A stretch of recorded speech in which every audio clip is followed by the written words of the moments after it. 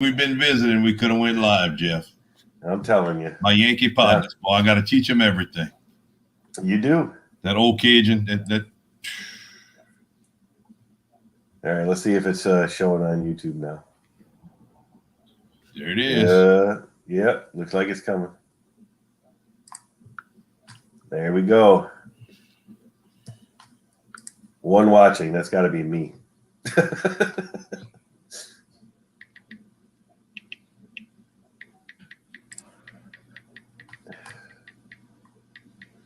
So do you get you're pumping your mud out of there? Let me finish this. I'm gonna send it on the community page.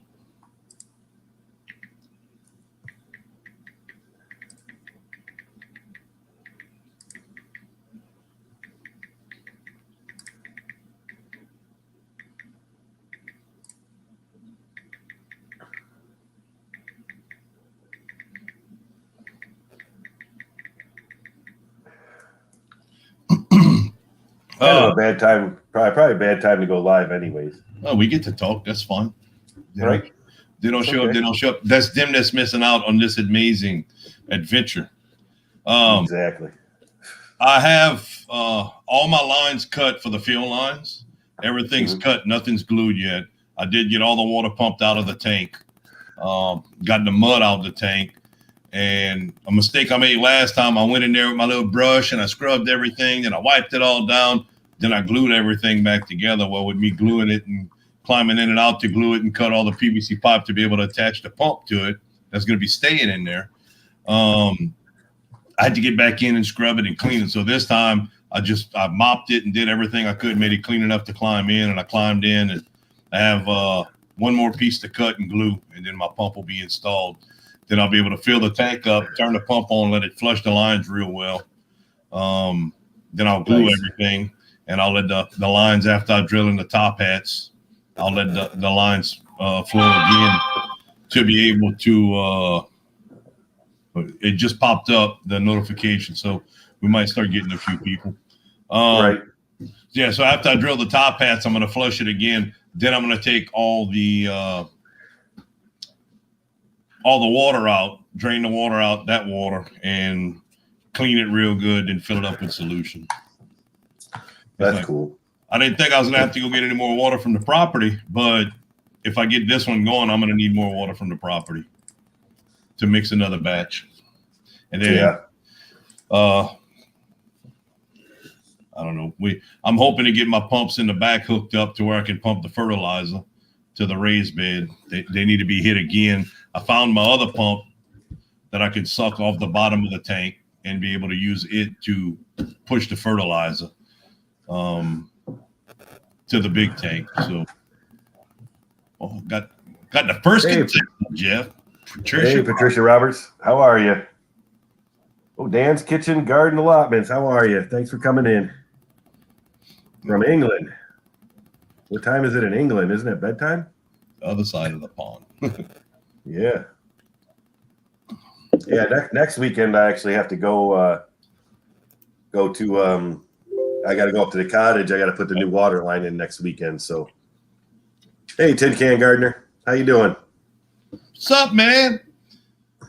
If I had if we were close, I'd be able to go help you. Right. Thank you, Tin Can Gardener. I can't wait. I'm getting to be a really good plumber. Yeah, I got a ditch witch rented. So I gotta dig a hole from the cottage to the break wall. I'm gonna put a 3-inch PVC pipe in there. Yeah. So that I can run my 1-inch water line through that. So if I ever have any problems in the future, nice. I could just pull the line out and put a new one in, because they never did that when they put it in. So it's all underground for probably 100+ yards. Right now. Why are you using a ditch witch? What's wrong with a shovel? Yeah, there's nothing wrong with the shovel. There's something better with the ditch witch. Oh, it's not bad. Dan says it's 5 p.m. in England right now. Oh yeah, that's not too bad. Oh, see, this is a good time for folks over there. Maybe not so much for folks here, but well, it's a Saturday. Everybody's just getting up anyway from their hangovers from partying last night. Yep. Thanks, Patricia. I'm doing good. Just hanging out, doing another live stream. I think we got all the kinks worked out, so just gonna hang out for a little while, and then hopefully I'm gonna start some tomato seeds today because I should have already started them about a week ago. And then I'm actually gonna do some homemade seed tape, and hopefully this weekend I'm gonna plant my radishes and get them going. So we'll see what happens there. I'll probably do a video on how I do my seed tape. Oh, yeah. Michael, how are you? Like we were talking about before we came on, the main the middle greenhouse is doing well. Got the tank cleaned and ready. In the middle, we got one piece left to be able to hook up the pump. Then we're gonna start cleaning lines and drilling holes. Hi, Miss Crafts thing. Miss Crafts Small Space Gardening. How are you? Check her. Your snow's gone yet, Jeff? Yeah, the snow is pretty much gone. This is weird. It put tin can. It held tin can gardeners. Comment. But why can't I release it?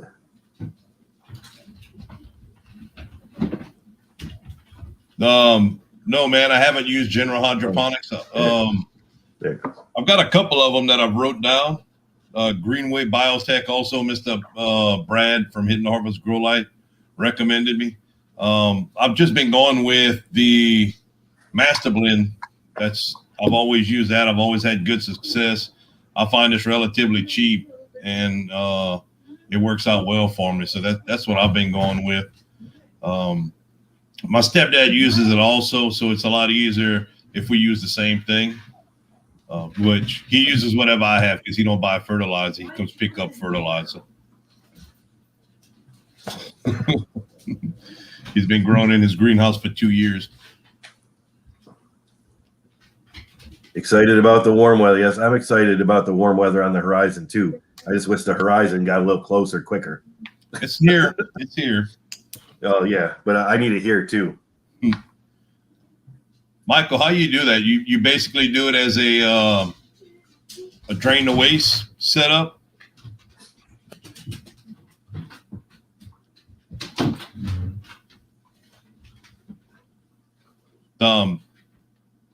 Primal Cajun, my friend Rob, he lives up the road. He's actually trying to he's gonna be using the Mega Bloom, and it's called silica or silicone also. He's trying a few different things that he's been looking at from basically weed growers, and people are starting to use it for tomatoes and different things in the hydroponic greenhouses. Okay. The ground and high in water. Water hydroponically. Use the hydroponic fertilizer. That's what I'm doing pretty much with my raised beds.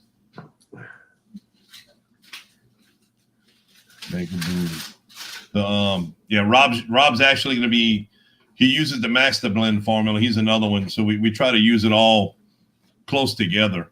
We're all close together, so we try to use the same thing. That way we can help. Rob's system's a lot smaller than mine. I think he has 14 buckets.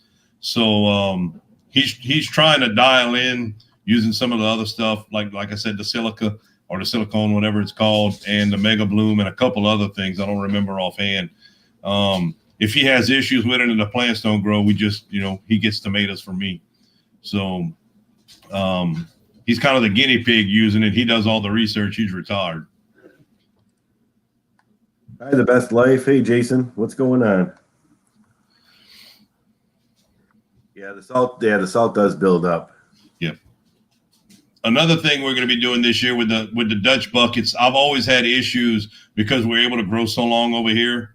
My plants start to die. I've had the county agent come and look at it. The tops are always pretty, but the leaves and the truss start to die, get an ugly brown color, yellow and weird looking.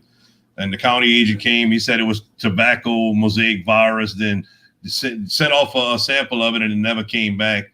We're thinking that it's the salt buildup, just as you said.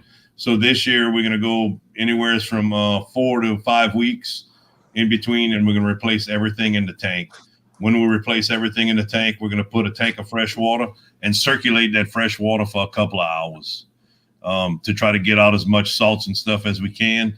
We're going to remove that water. Then we're going to put in fresh water again and add the fertilizer solution with it. That's great. You need to give Miss Kraft, you need to give Jeff some tips. His cracky tomatoes aren't doing well. No, they didn't do well at all. The cucumbers are the tomatoes this year. No, none of the stuff I grew in my 27-gallon totes did good at all this year. Jason, what's up, brother? Glad to see you make it. He got a peach tree planted, and he ordered more trees. Just keep throwing them in.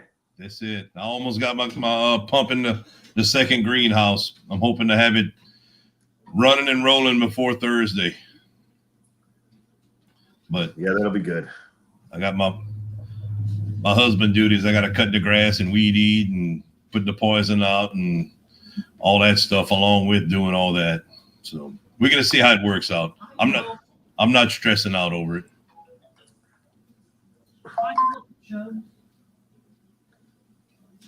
I really haven't had issues with the roots plugging the drains. We've had roots get in the drains, but we've never grown to the point where the roots plug the drains completely. The little mesh bags seem to work really well. I have had them plug off some of the troughs I made.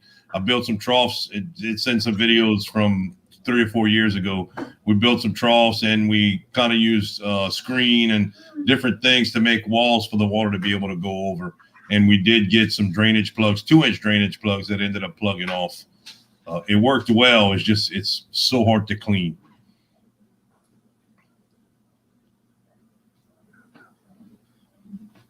Yeah, big greenhouses for tomatoes. I think they grow. It seems to me they grow better in the greenhouse environment because you have more control. And there's a big issue around here. Solid soda into the loop, and it will pull. Well, Jason, what does that? See you later, Michael. Thanks for stopping by. Have a good one, Michael. See you.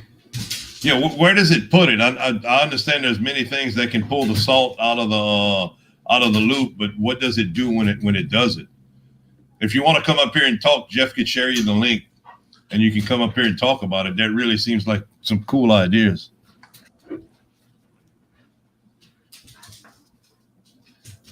If you're going to use 5-gallon cracky, don't sell yourself short on a dwarf tomato. Right, Jeff? Well, five gallons. I mean, it's if you're going to do a full size tomato, it's going to suck that up quick.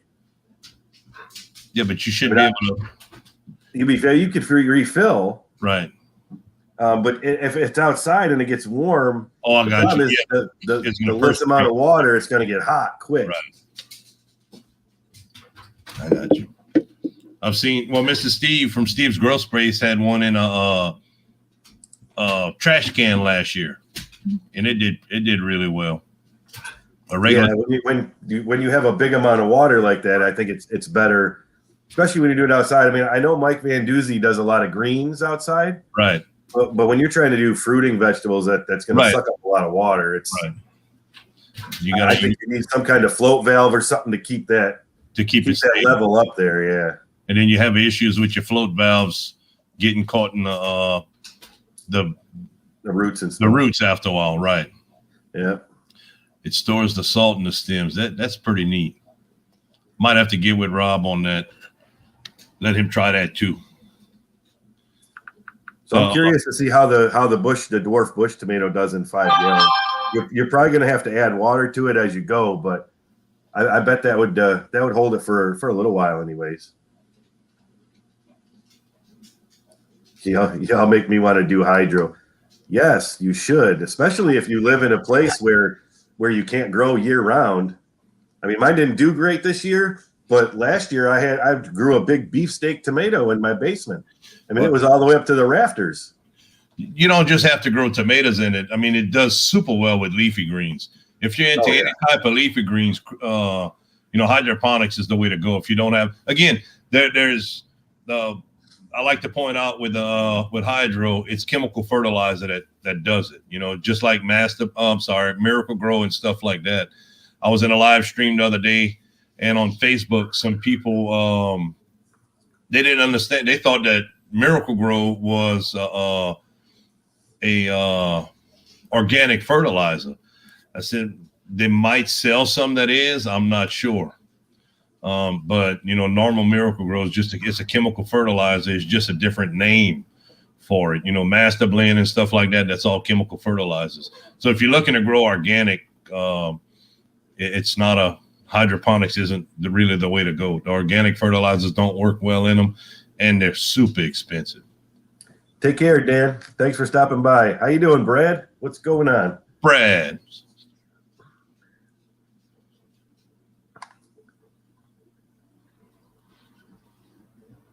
Thank you, Mr. Brad. That's something similar to what we're looking at doing.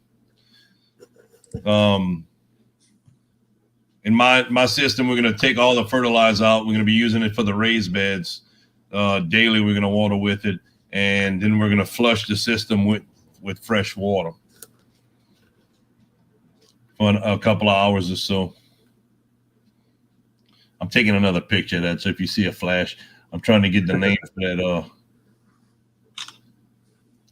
I know Rob's been, dude. He's been a man on a mission, researching different things. But it's nice. Said urea salts.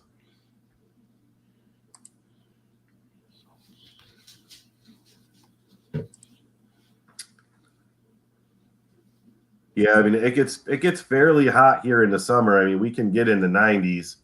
I mean, I know that's not hot for like Louisiana, but it's hot here when you get up in the 90s. We have hit triple digits before. It's not normal for us to hit triple digits, but it's common to be upper 80s, 90s. Yeah, greens grow real good. I've grown Swiss chard. I've grown lettuce. I've grown the Kamatsuna mustard that Dan sent me. All that in the basement, in a controlled environment. But even outdoors, I know Mike Van Duzy grows tons of that stuff. Just about everything. Bok choy, spinach, chard, broccoli for the greens, beets for the greens. All sorts of stuff he grows outside. He's in Florida. Yeah. So it's pretty warm down there. Where he's at, it's warmer than where we are for longer stretches of time. So Mr. Brad says, you put frozen bottles of water. If the tanks are too hot, put it. We're planning on doing that. We're going to use the gallon jugs with the screw-on lids. That way we can take them in and out. That way it doesn't mess with the adjustment of the PPM or the EC. That with the for the tanks, we got a 180 gallon tank, so we're gonna probably end up using like 6 gallons of tank. Freeze it, put it in the freezer overnight, and take it out in the afternoon between 2 and 3 o'clock before the last feeding, and put it in there. We do have some. I bought some little aquarium thermometers that hang in. They stay in it all the time. You walk up and you turn it on. I'm a bicycles. I don't ride a bicycle. Too big for that. Pickle worms. I'm not sure what a pickle worm is. I just seen it last night in a video. Actually, someone was talking about pickle worms, and we get cucumber beetles and all kind of stuff. I'm sure the pickle worms is something we have over here. It might be called something different. I've never heard of a pickle worm. I'm sure it comes from some type of moth or something like that. What we do, we treat weekly, bi-weekly. 1 week we treat with neem oil, and we're trying cold pressed neem oil this year, recommended to me by Mr. CB at CB's Greenhouse and Garden. We call them broccoli worms. We get broccoli worms for sure. On your brassicas, not your bicycles. But we do. This year we didn't have any issues with them, and we didn't spray anything on the broccoli.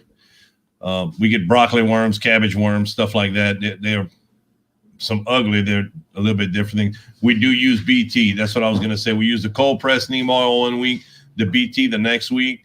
We're also from Hoss Tools. They have a setup that they use bi-weekly. Also, they use, I think it's 2 sprays 1 week and then 3 sprays the next week. It's BT, neem oil, copper spray,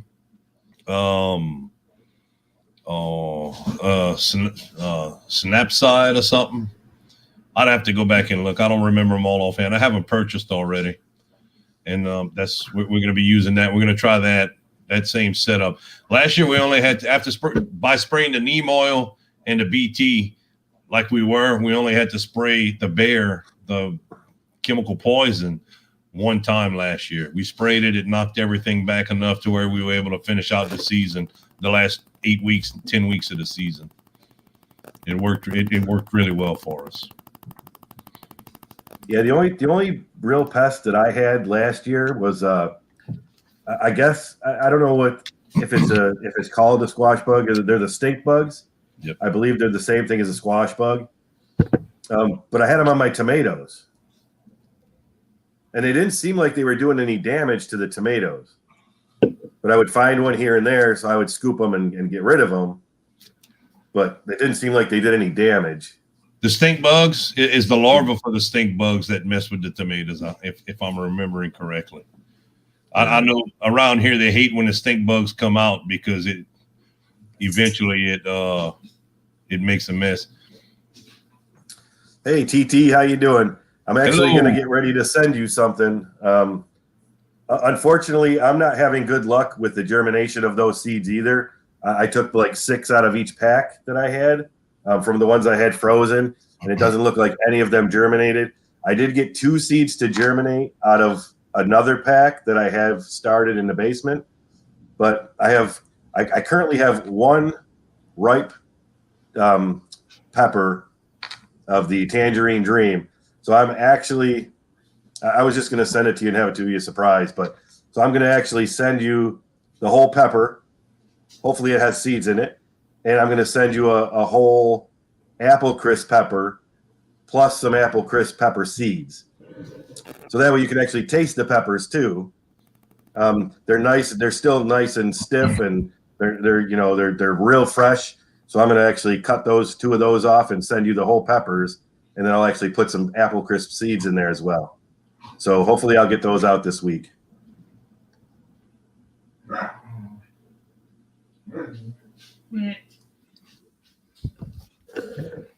Is a moth.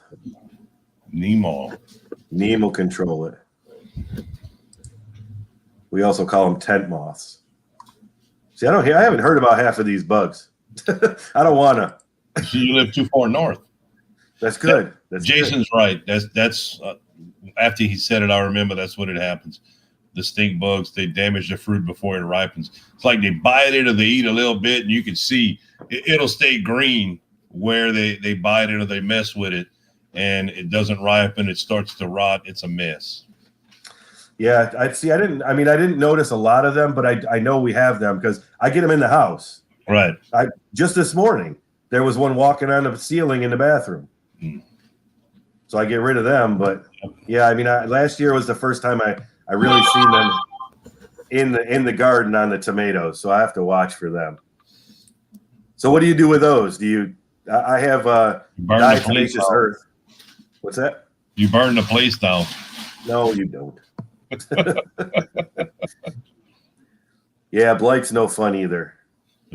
Are you getting the blight? Is it from a place that you've planted before? because it could be over. You could be planting the same tomatoes, especially in the same place, and it's in the ground.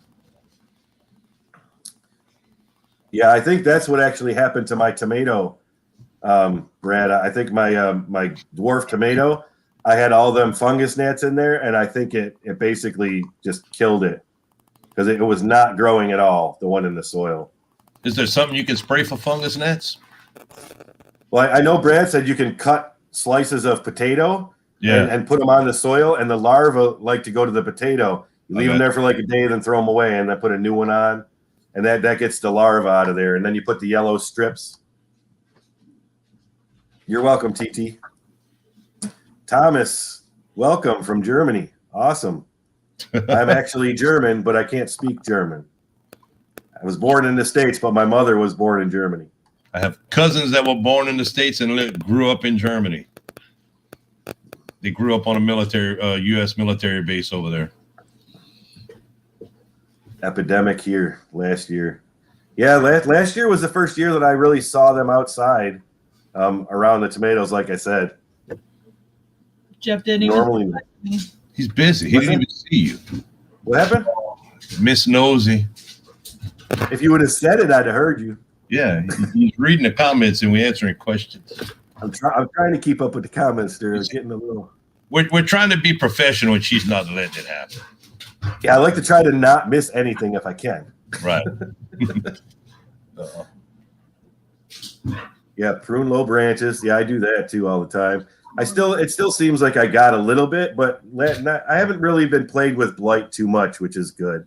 And this year should hopefully be better because I'm going to put the soaker hoses in. I got to figure out how I'm going to put them in, though. They say you should run a line to it, cut your soaker hose to just run straight lines down where you want them and cap them. So I got to see if I actually want to do that and cut up all my soaker hoses. What kind of soaker hoses do you have? Similar to the ones that you got. You said you got them from Harbor Freight. I got the ones from Tractor Supply. Okay. So they're probably still the same.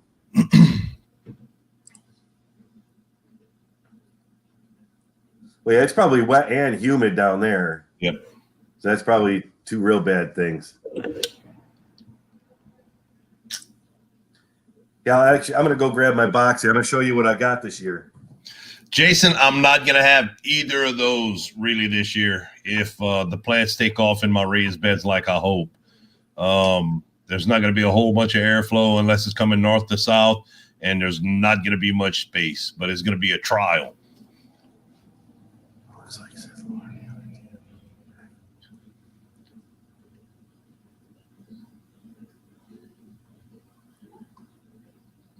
You're talking about the bugs, right? The stink bugs. Right. They got some new ones, the Asian stink bugs or something. Them things bite. We don't want that. No, they hurt. Blight can carry with the seeds. Yeah, I've heard that too. So here's what I'm going to put in this year.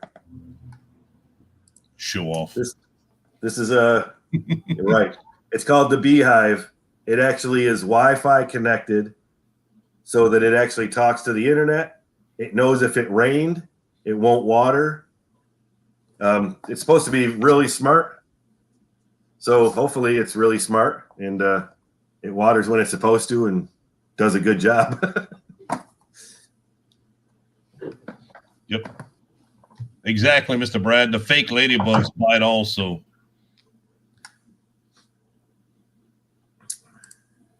I can only grow certain thing up. Fake ladybugs. What are the fake ladybugs? The Asian beetles. Oh, they don't have spots or something like that, right? They look similar. They might be a little bit bigger, but they bite like heck, and they gather thousands, and they're horrible. We get love bugs down here. Y'all have those up there? Love bugs? Yep. It's what's a love bug? They got some little orange eyes. It's a black flying bug that floats around, but they're always stuck together because once after they're alive for a few hours, they start mating. and you just see swarms of them. You be driving down the road, you mess up the paint on your car and everything. We get it twice a season. They made them, they engineered them they're supposed to eat the mosquito larvae and stuff, but they don't stop making eggs long enough to eat the mosquito larvae. They don't live long enough, that they're constantly mating to be able to produce more eggs, and they never stop to eat the mosquitoes. I've never. I just looked up a picture. I've never seen them here. Love bugs. Yeah, it was nice living in Ohio. We get it twice a year, and they'll stay around for about a month and a half, and it's just horrible. They come in, and so you can't breathe because they come in swarms. They don't like physically attack you or anything, but there's so much of them moving in the wind. It's just horrible. Yeah. Ladybirds. Yep. Asian ladybirds are harlequin beetles. Yeah. Aphids, thrips, and other leaf-sucking insects, but they can be annoying. So they are good for the same, just as ladybugs. That's what it sounds like. Yeah. I didn't know that. They don't go around the plants and stuff, it seems. Yeah, I don't know what that is either, and I don't think I want to. I'm glad we don't have a lot of those bug problems. We have enough. Yeah. I actually last year there were I think it's called the elder bug. It's a weird looking. It's like a little beetle looking bug, and it was I had a ton of them showed up out of nowhere. I've never seen them before, and then somebody said that they don't do damage to the garden and all that other stuff. But then I read online they like to try to get in your house, like that's where they try to go and live and stuff like that. It's like, yeah, I can't have that. There were a ton of them, man, all over the place. I was like, what happened? Citrus greening is a big issue down here. Not sure what's citrus greening.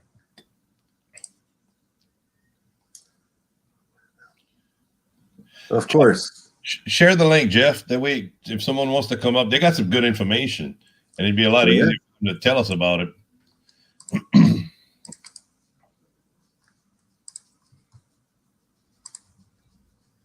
There's always bright people that bring stuff here for all the right reasons that turn bad. Not me.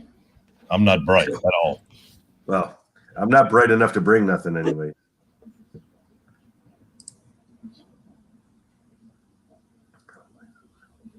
Yeah.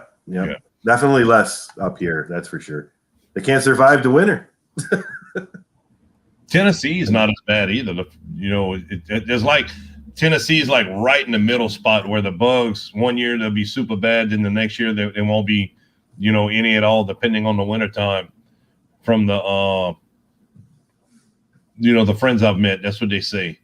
But like you get south into Atlanta or Georgia and a little bit further down than that, it gets bad. Right? Exactly. So, Jeff shared the link. If anybody wants to come up and visit with us, please, y'all come up. There you go. It's Tin Can. Your mic's off. Citrus greening, the orange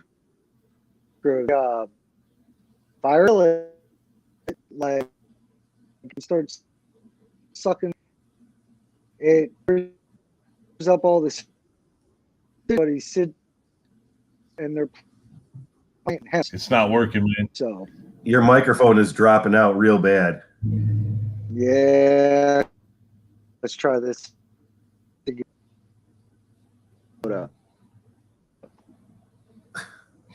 About same thing.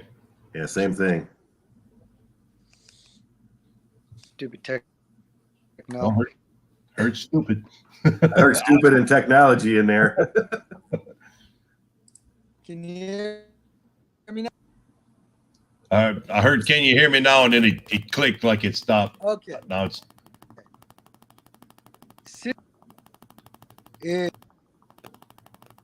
It's not. Groves. We're getting one word about every 5 or 6 you say. This is more.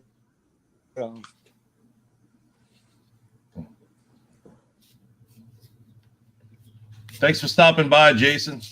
Yeah, thanks, Jason. Good luck with Don't your work plan, too man. hard. Look forward to seeing them. Try. Like There you go. can you hear me now? Still breaking up. Maybe. Okay. I'm gonna come back in. Try and come back. Yeah, hopefully the snow helped your bug issue down there, Miss Kraft. That'd be nice. Fewer bugs is always good.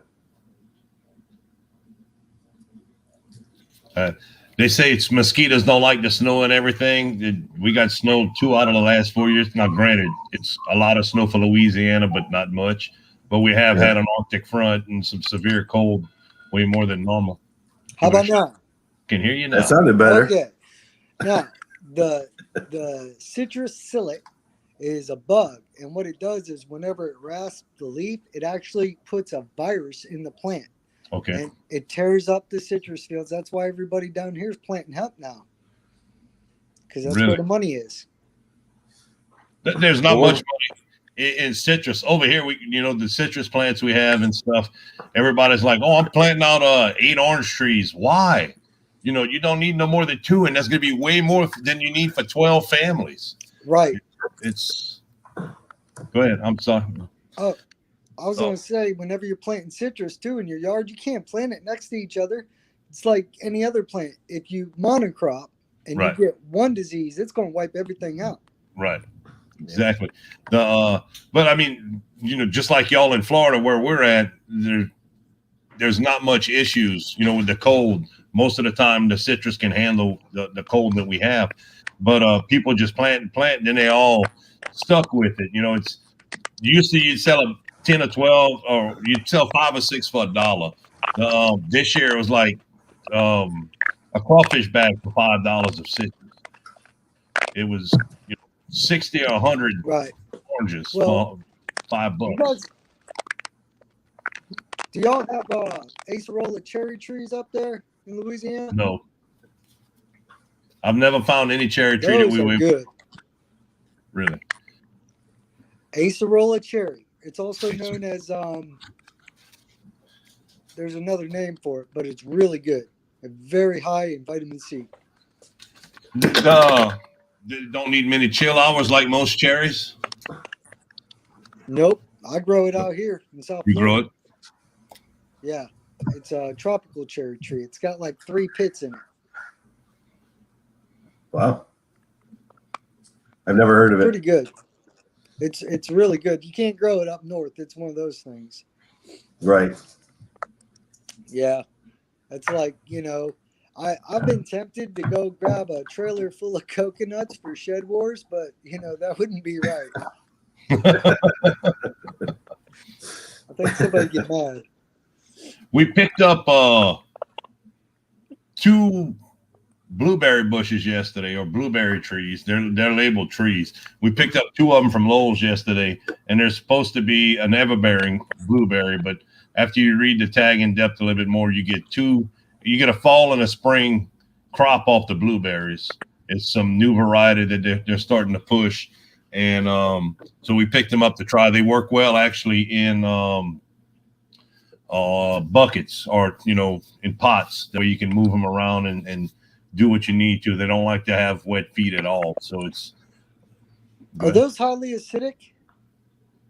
for the soil. Yeah. Yeah, they're like an acidic soil. They grow well.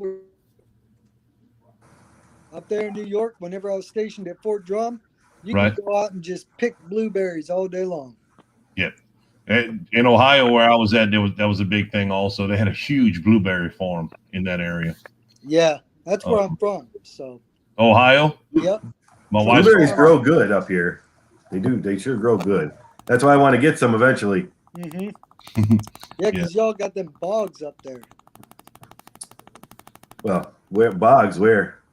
Up in like where I was. Well, I don't even know if it was a bog, but up in Fort Drum, Yeah. up by Watertown, they were just everywhere out there.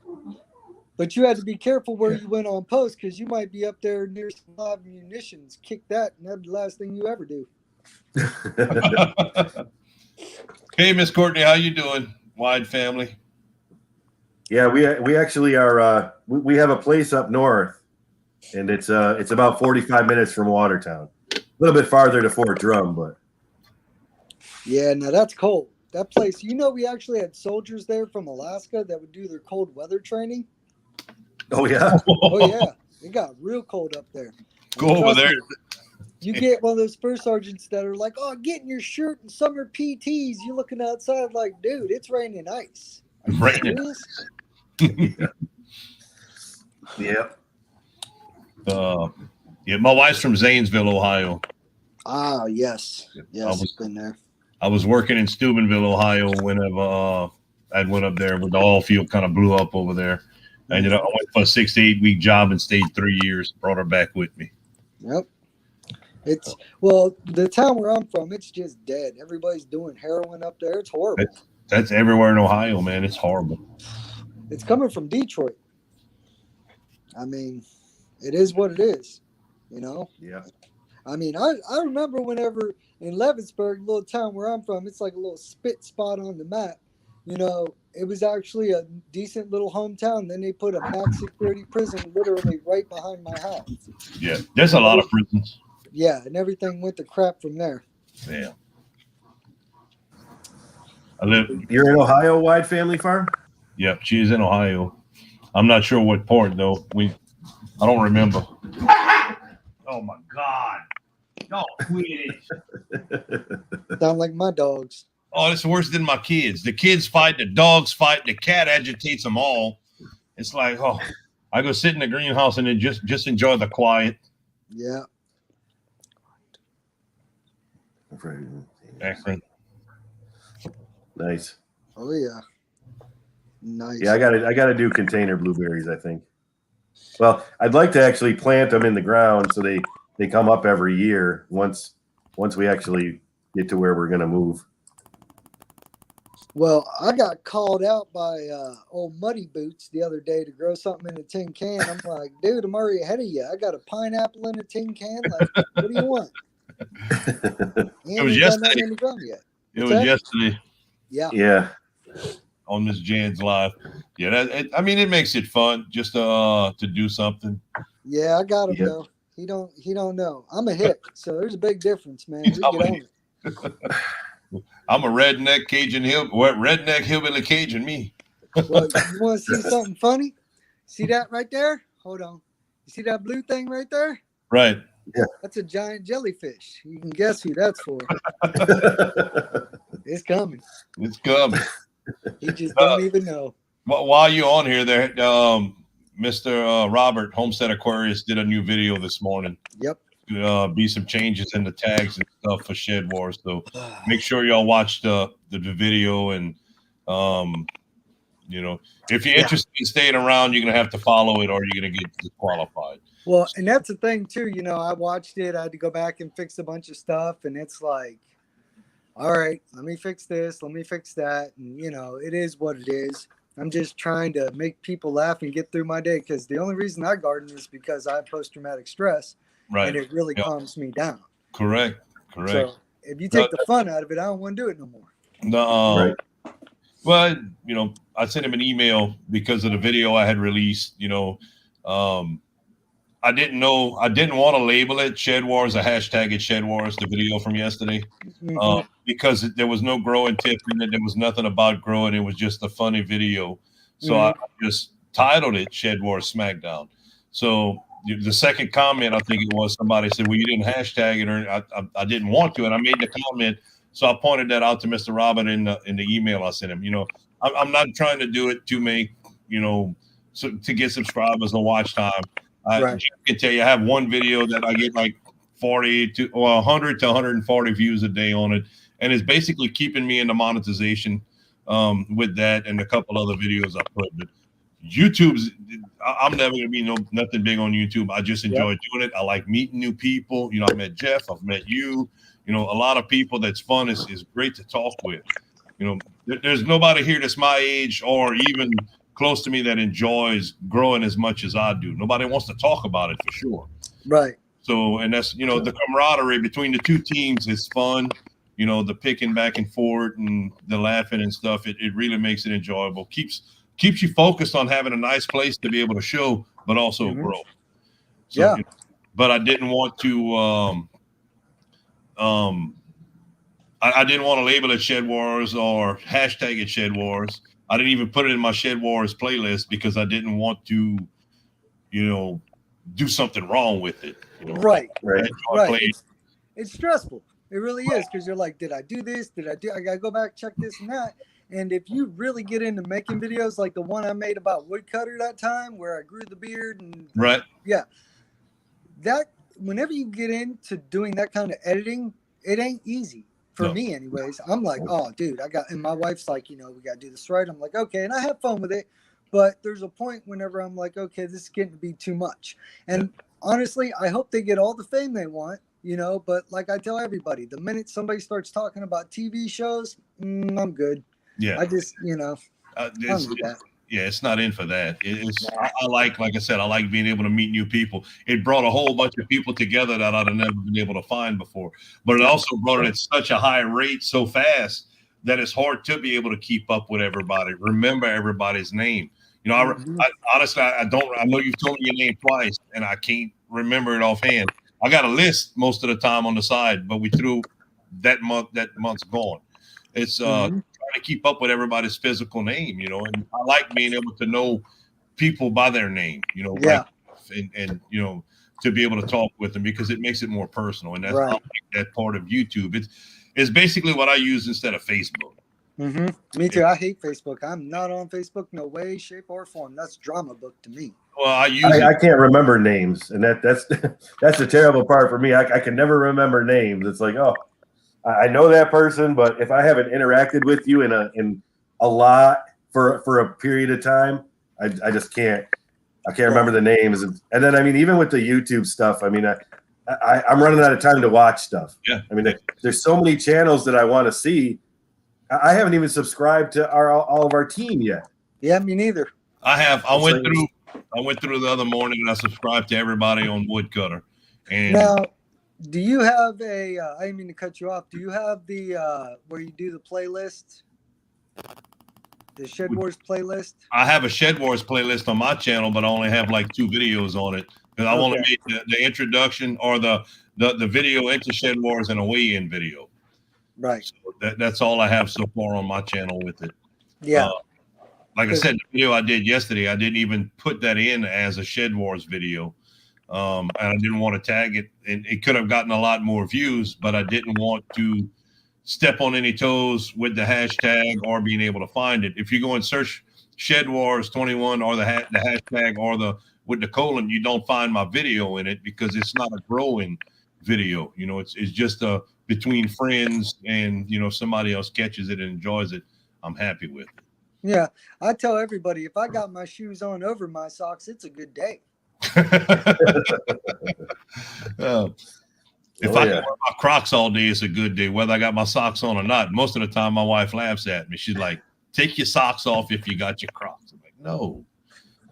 Well, I'm usually out here barefoot. Now I almost stepped on a snake the other day, and I almost messed my shorts because I thought it was a moccasin. I seen that it was a black racer. Black racer, yeah. Yeah, and I was going to mess with it, but I thought, nah, let it go, because down here, like the creek behind my house, I say creek, whatever, we got gators, and them damn things, pardon my language, people feed them, and I actually had to tell a dude, hey man, don't do that. You can't do that.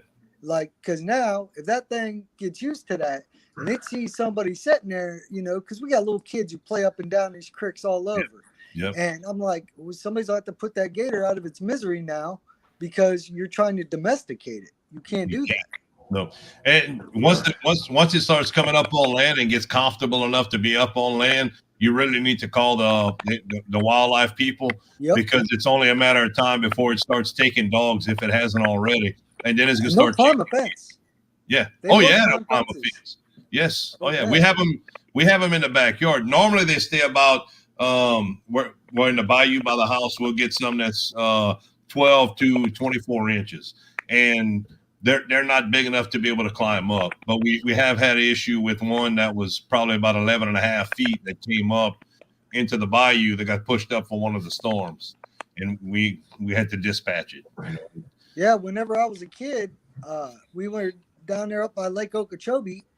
I was here with my buddy's dad, and all these kids are jumping in this pond and stuff, and this old boy sitting up on the dock with a 22. I'm like, Yeah. what's going on with you? He's like, gators. I'm like, come again?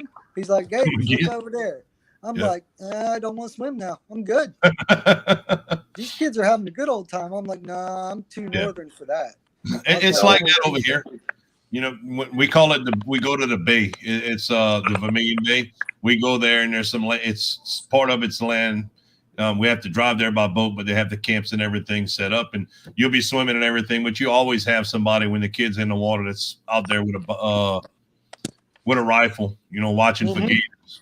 You have to. Yeah. Because if not, somebody's going to get hurt real bad. And them gators, they aren't particular about who you are. Nope. They just like the taste. No, thank you. You can keep them down there too. They are actually moving up. They're getting more used to the cold. They're finding them further and further up north. Just as the crawfish. There's some, Well, they found bull sharks as far north as the Ohio River. yes. Yeah. Because those things are not, they just don't care. Yep. They're getting used to the fresh water. They're adapting. Well, they I'd can rather change their body. Miss Crafts, I'd much rather deal with gators than bugs. Really, because the gators do. It's pretty easy. You keep them both. I can see a gator. I can't see a black widow. That's where Yeah. we differ. I'm good Yeah, on the black widows. We've been getting those a lot lately around here. I found probably 10 of them in the last 3 or 4 months where we used to go years without seeing any. Water Exactly. source. That's why you have a water source. Yeah, but I've always lived in the same area. I'm almost 47, and we found them every once in a while. But like I said, the last few years, we've seen way more than I have. At least 6 in the last 6 months over here. Yeah, I almost grabbed one. We lived in Colorado. I was picking cherry tomatoes, and my son goes, "Daddy, there's a spider web. I think it's a black widow." I'm like, "Man, you don't know what you're talking about." I go to grab a cherry tomato, and I look around the back, and there she was. I was like, "Whoo, I'm good." Yeah. So yeah, they're No everywhere. thanks. Jeff, you want to share the link again? See, 1 second, just see if anyone else wants to come up with it. We'll try to keep it under 5 to 6 people at the most, because then it starts to get stepped over. But if anybody else wants to come up, Jeff's gonna go ahead and share the link again. But yeah, man, we get these big banana spiders, we call them. I'm not sure if they really are. And some people say they're not really good. That they can bite you and they're poisonous. Other people's like, oh no, it's just they catch the bugs and the mosquitoes, which they do help a lot with the mosquitoes, but they're way too big for me to even want to look at. It's like every You time know what they remind me of? Remember Zelda? Remember those skull spiders on Zelda? Yep. Hey Dojo, how you doing? Yeah, I'm good on that. I don't mess with spiders. I don't mess with spiders and I don't mess with snakes. Snakes, I tell you what, in Ohio, my ex-father-in-law, he wanted to go to this basement, and we were over close to PA. He's like, I think there's copper down in this old basement, right? And I grab a flashlight, and I look down there. I'm like, Keith, that floor's moving. Full of nothing but copperheads. Yep. I was like, hell no. You want that copper? You go on with your bad self. I'm good. That's the copper he was looking for, the snakes. Mhm. I'm good on See, that. that's why I like living up here. I don't care. I don't mind snakes. I don't mind spiders because I know 99% of them are not going to kill me. Right. Well, the stuff around here won't kill you either. Most the snakes, unless you neglect it, and even the copperhead or the water moccasin. it's unlikely it's going to kill you. But the issues you're going to have, you might as well wish you were dead. The rot, the arm, if you get bitten in the arm, the leg, Necrosis. right. Well, that's like whenever I was at Fort Knox, we had brown recluses everywhere. Oh, We have my God. those. Yeah, we have those. Now those are horrible because you have two types of venom. You have neurotoxin and hemotoxin. Yeah. And that hemotoxin's what rots you. I'm good on that. No. Yeah. We Well, had that did you on. guys- What's that? I said we had a lot of brown recluse at one of the places I worked when I was younger. We'd work 7 and 7. We'd go out there for 7 days and come home. And it was a patch of land along the Mississippi River in the Gulf of Mexico. And I mean, the wind would start blowing and you just see hundreds they fly in the wind. It's horrible. They'll fly in the wind.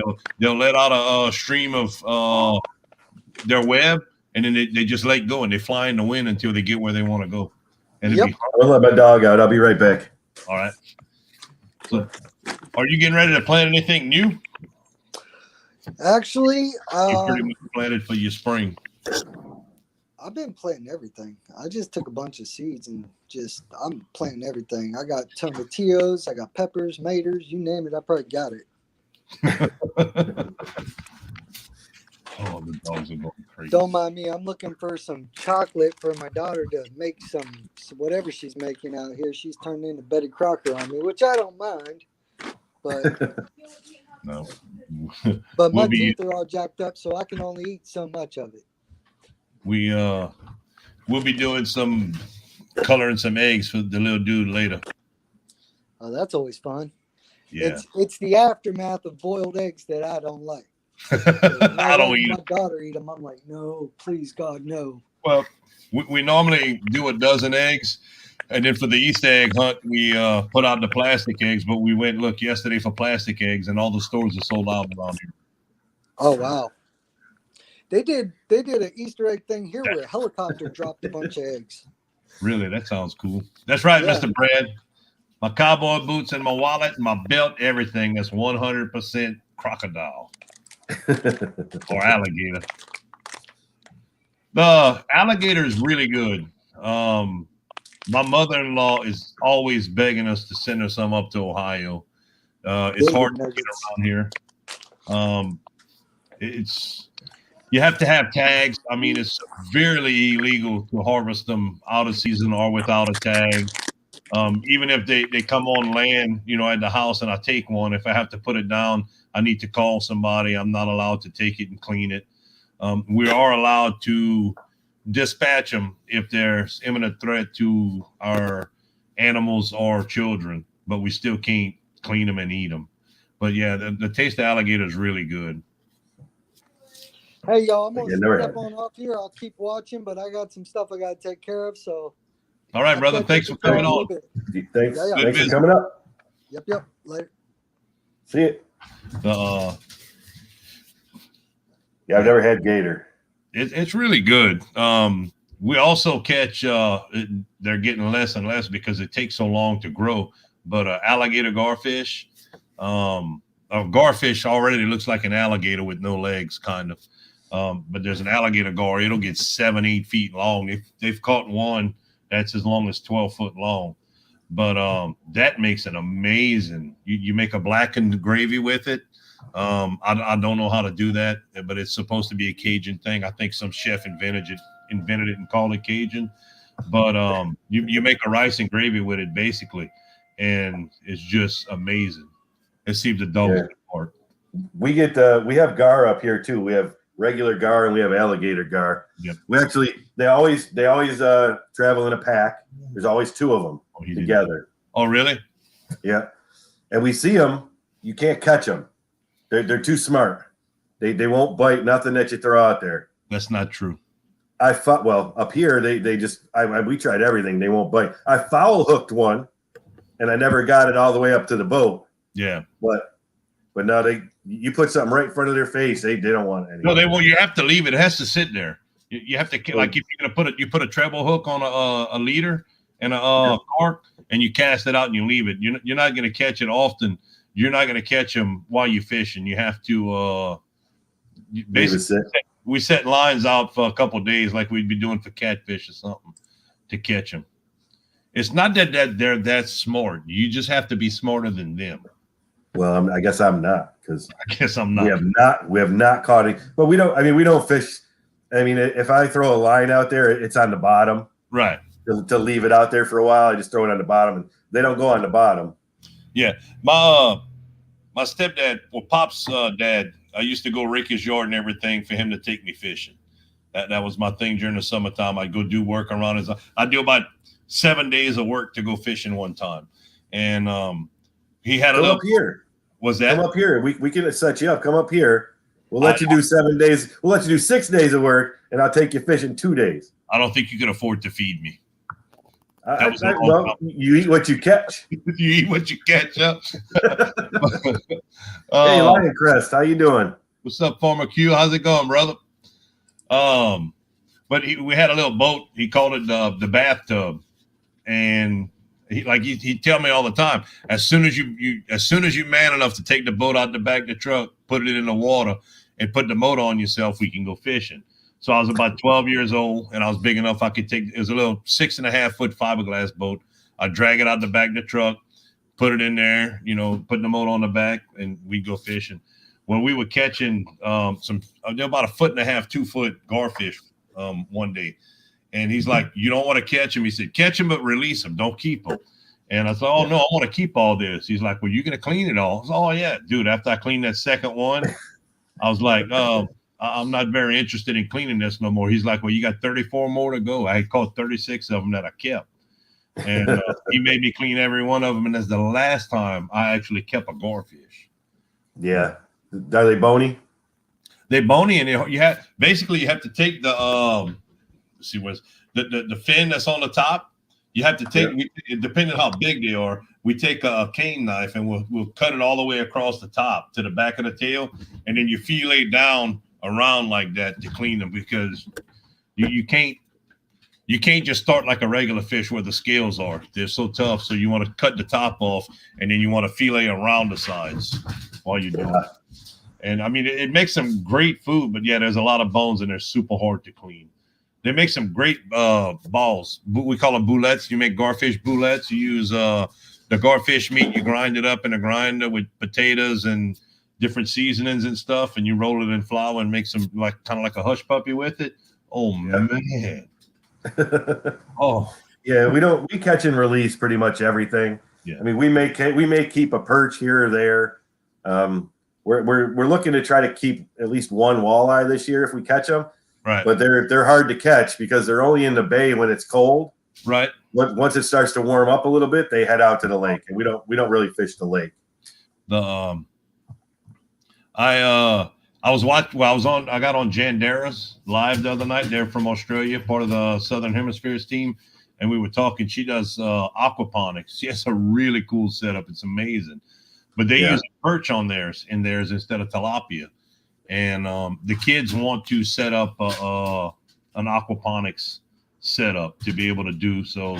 I think we're going to end up doing it, and we're just going to catch some perch out the bayou. We can't catch nothing right here, but we can go a half mile up the bayou and catch all we want, the little perch. Yeah. So we're gonna be doing that. Crab boil.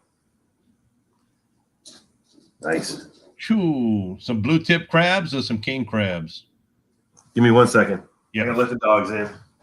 Yep.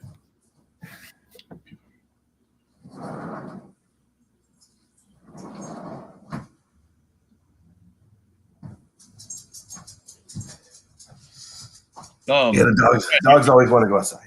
You're talking about the spiders flying?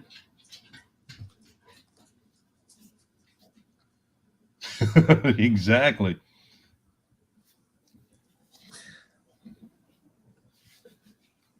We were thinking about doing some crawfish. Yeah, you and all that seafood. I mean, Must be nice. The seafood's right here. It's kind of. I know. So I'm saying it's nice. I've been after Pop. I'm like, bro, we gotta. I don't call him, unless I'm talking to him with the kids around. We didn't grow up calling him Pop. We grew up calling him bruh. So it's, you know, my mom and him were never married. They've been together for 42 years, but they've never been married. So we never called him dad or anything. We called him Mr.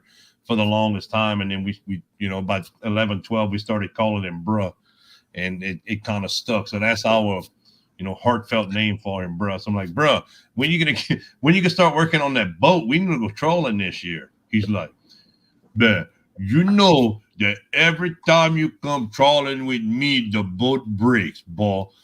We ain't going out there and break my boat again. And it just always seems every time I go trawling with him, the boat breaks. Crawfish is too much work. Oh man. Q, what's up, brother? Not much, bro. I just came to say, hey, I'm up here having lunch real quick, but I'll be home soon. But I didn't want to miss out on the live. I appreciate that, man. I appreciate it. Thanks for coming by. Jeff's Hey, second no problem. is Jeff's second live. He's addicted. That's I great, don't know isn't it? It's I don't know if nice. I'm addicted. I don't know if I'm addicted, but Well, shoot. Hey, I got to keep some company, so I'll see y'all later. I was All just right, coming man. by to say, Thank you hey, for stopping in. all right, brother. Thanks. Take care. take care of y'all too. Thanks. You too. I'd much rather eat crawfish than eat king crab. Yeah, king crab's way better than eating crawfish. But if you're talking about the blue tip, you know, we got people all the time, you know, hey, let's get together and ball crabs. I'm all right. I'm gonna stay home. Y'all enjoy. That's some work cleaning the blue tip crabs. So you got to go for king crab. So you got to get king crab. We can't catch that around here. Why not? They don't have it. That's a cool. They live and breathe in cooler water. Oh, is it? Yeah. Oh, well. I mean, you don't watch the shows? No. No. Yeah, we don't have any type of king crabs. We have it's called a blue tip. I'm sure you've seen it. They used to be huge. You used to get them regularly in 10, 12 inch was the large ones, and they were full and really good eating and stuff. But now a 7 to 8 inch is considered large because it's overfished, and you never know how long the guy's been having them. If you can get him when he catches them right out of the water on the right time of the month, they'll be full. But sometimes they've had them in a truck for 4 or 5 days, so they've eaten all the meat out of themselves. They're empty. It's not worth buying. Yeah. But yeah, we got all kinds of stuff. I mean, we have enough seafood around here for with the fish and the crabs, and we don't need king crabs. Yeah, I think you do find it in Alaska. I thought it was East Coast, and then I thought maybe down there too, but apparently I think they do catch it off the East Coast also. It's not just in Alaska. Or it might not be the king crab, but it's one of they do have a certain type of crab similar to what they catch in Alaska. Yeah, they have snow crab. Yeah, there's many King different crab. crabs. You want to hear you want to hear a funny story? When I was living in Ohio, they had a buffet, Chinese buffet that we go to, and they put king crab on it one time. I went in there, ate like 2 plates off the Chinese buffet, then I started eating the king crab, and the lady's like, "Oh, you eat a lot." I'm like, "Yeah." Well, we went back the next time. The buffet wasn't there, but they were doing the king crab, so we ate, and I was still eating, but they quit putting it out. So I figured they had stopped for the afternoon. We went, and as soon as we paid, we were walking out. As soon as we paid, they went and dumped some more. So the next week we went, and we ate, and they quit putting it out. Well, we waited for them to bring the receipt to us at the table. They brought the receipt to us at the table. We paid for it. As soon as we paid for it, they went and dumped some more. I got up and I took every king crab they had just dumped, and I sat there and ate it all. The next week, they're like, "No more king crabs on the buffet." Oh yeah, I just trolled. We went eat at another place. They had the king crabs, and I mean, I was working a lot, 105 hours a week. So when I had time to go eat something good, I would eat a lot. We went eat at another place, and it was a really high-end steakhouse, supposed to. And they had king crabs, all you can eat king crabs. They'd fix you 4 crabs at a time. And they finally came out, and the lady's like, "Look, you can pick." The guys in the back said you could pick any ribeye you want on the menu if you stop eating king crabs. So I ate $60 ribeye, and all I could, I was about done. I just wanted another half when she came back. She's like, they said if you can pick any ribeye you want. So I got a $60 ribeye for free to stop eating king crabs. Nice. Hey, Garden State Gardener. Happy Easter to you. Yep. Happy Easter. Wow. An hour and 10 minutes already, Jeff. I see that. It's going by good. You sound like your husband. I did the same thing. Well, me and my brother-in-law did one time with all-you-can-eat shrimp. We sat there in the restaurant for probably 2-3 hours and just ate shrimp. Yeah. Well, the people over there were like, how you peel that so fast? I'm like, well, I mean, when you're used to peeling the blue tip crabs, it's you find out where it's going to break and pull out depending on how they cook it. And I mean, you pull out pieces of meat big like your fingers, like pop, pop, pop, pop. And you can roll through it. It don't take long. Sheena, we were at the casino one night in West Virginia eating because they didn't have it anywhere else. So we went to the casino and Sheena's breaking it and she's mowing down the crabs and she breaks it one time and a piece of crab flies over her behind her and lands in the people sitting behind us lands in a guy's plate. Dude just sat down, fresh plate of food. The crab peeling falls in there. Dude, I'm like, this dude stands up. I'm like, oh, it's Andre the Giant. I mean, this guy is like 9 feet tall, 400 pounds. He just looks. I'm like, she's with him. I shared the link again if anybody wants to come up. Yep. Join the chat. Come visit. Let's talk. Yeah, we're just talking about anything. I mean, if you guys have garden questions about where anybody is, all that kind of stuff, feel free to ask. Just wasting time on a Saturday. Yep. I could be doing my greenhouse, but I'm working with Jeff Ball. Watch it. I could be planting my tomato seeds, which I'm really late doing. You should have done that a week ago. This is not an excuse today. Well, I know. I'll be doing it after this, though. Oh, man. Yeah, I'm excited. It looks like I'll possibly have the greenhouse planted before Thursday. Let me ask you this. What you think? I know you don't do Dutch buckets, but you think it would be better to cut the suckers off the other plants and put them directly into Dutch buckets? Or should I cut the plants and put them in some water for a few days to let the suckers root? Just put them in the buckets. Put them straight in the buckets. I don't like moving them around. I've done it both ways, and I've had success both ways, and I've had failures both ways. I do have a couple of them that I was looking at this morning that I was kind of excited to be transferring, but I'm going to have to hang another string in the greenhouse because I'm too worried. The sucker's gotten so big, I'm worried that by cutting it, they're big around like my thumb, the cutting and the main shoot. So I'm too worried about cutting it and hurting the plant from it being so big, but it's amazing. I've done Homestead Us. Hey, how you doing? Where? It's on the YouTube. It actually held. I don't know why it held that one too. There it is. So yeah, I mean, I did 2 suckers last year. I just pulled them off the plant and shoved them right in the ground in the dirt. Right. And then I watered them in heavy. Yeah. Both of them took off and grew. You see, around here we can't do it. If we're going to start a sucker to plant in the dirt, we have to start it in a cup first and let it get some roots. It doesn't work well. No. I did have one of the plants, and we talked about it. I had my plants were 18 to 20 inches before I put them in the buckets. So they basically went all the way to the bottom of the buckets. I had one of them that rotted off at the top at the soil line.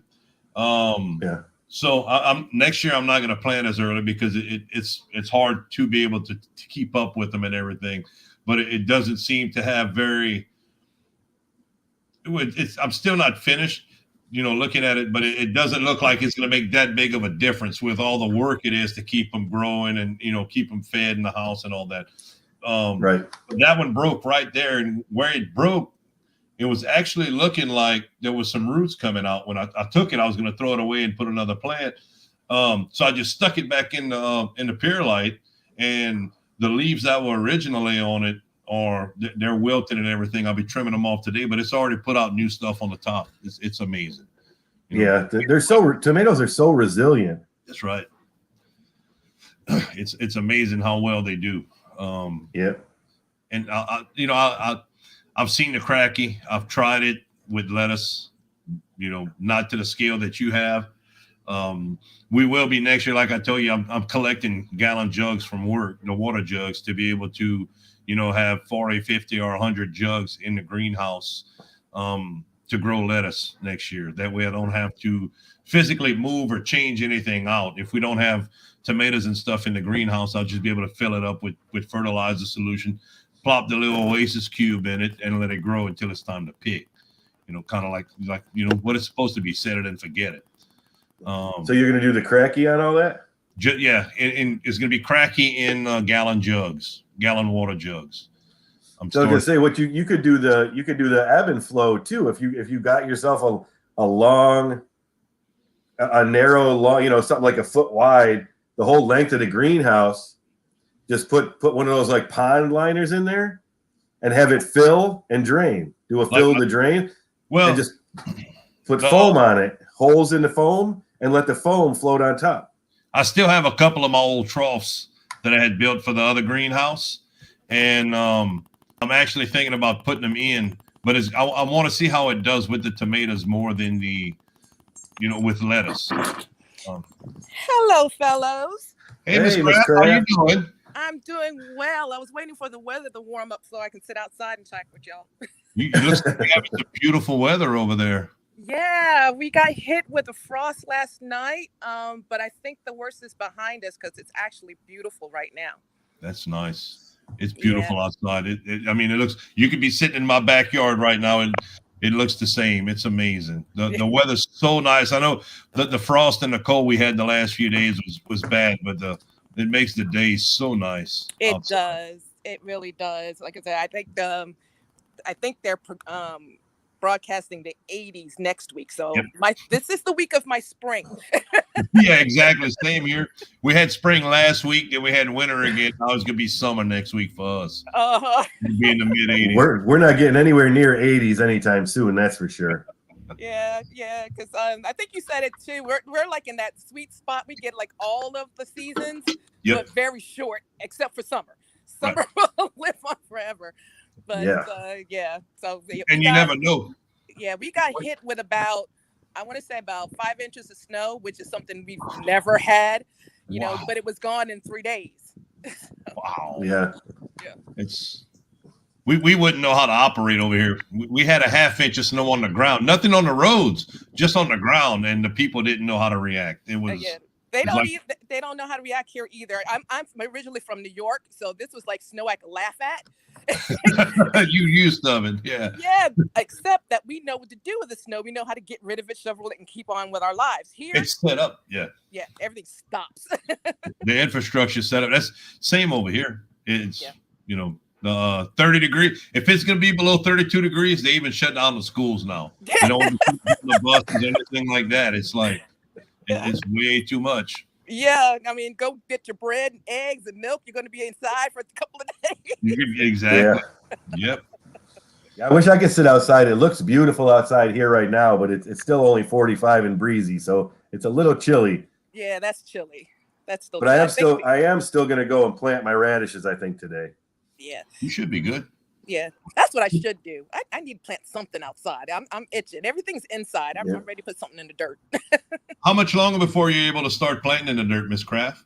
Not too much longer. Like I said, I think this frost that we had is it. So I should really be able to start putting some stuff in the ground. Nice. As far as like my warm season things, like my tomatoes and peppers, probably I don't feel comfortable until early May is when I feel comfortable putting those out because the weather's steady at that point. Right now, we have a celebrity coming on. Ready? We have a celebrity coming up. Uh-oh. Oh my! Yeah, there you go. Get rid of him. There you go. What's up, John? Hello. Good Saturday afternoon. How's everybody doing? Doing good, John. How's Good. it going, brother? Groovy. Very well. Nice to see you guys having a little fun. Oh yeah. Yeah. Oh yeah. You coming to fuss at me?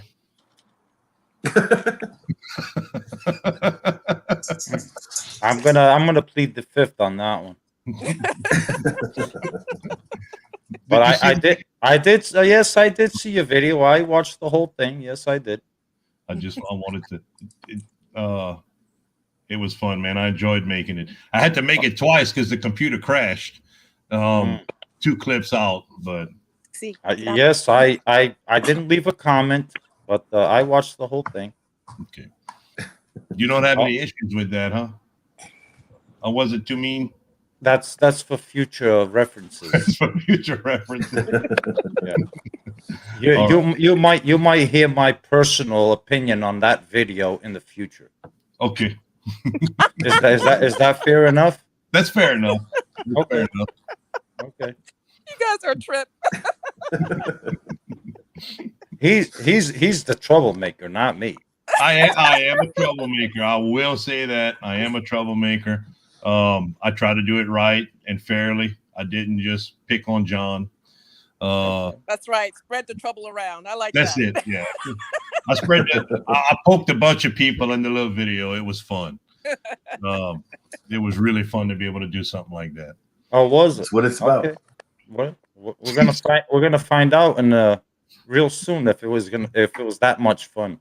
Oh, it was worth it. Don't get me wrong. It was worth it. No matter what the penalty is, it was worth it. I really enjoyed it playing with it. Honestly, with the video, I had went outside and I did the video just talking, and I had a couple ideas of the clips I wanted to put in. And, after I watched your video like 3 times trying to get the clip. And every time I'd watch the video, I'm like, oh man, I could take this little section right here and put it right here. Chicken Johnny was awesome. He's like, this is not a game. It's like, it was just amazing the way it's like, oh, I could take this. And it's like, this is nice. That was an epic video. That was a really entertaining video. It was fun. I don't know where you get the squealing door from. The what? The squealing door. That stupid thing you did. I mean, how can you compare me to a stupid squealing door?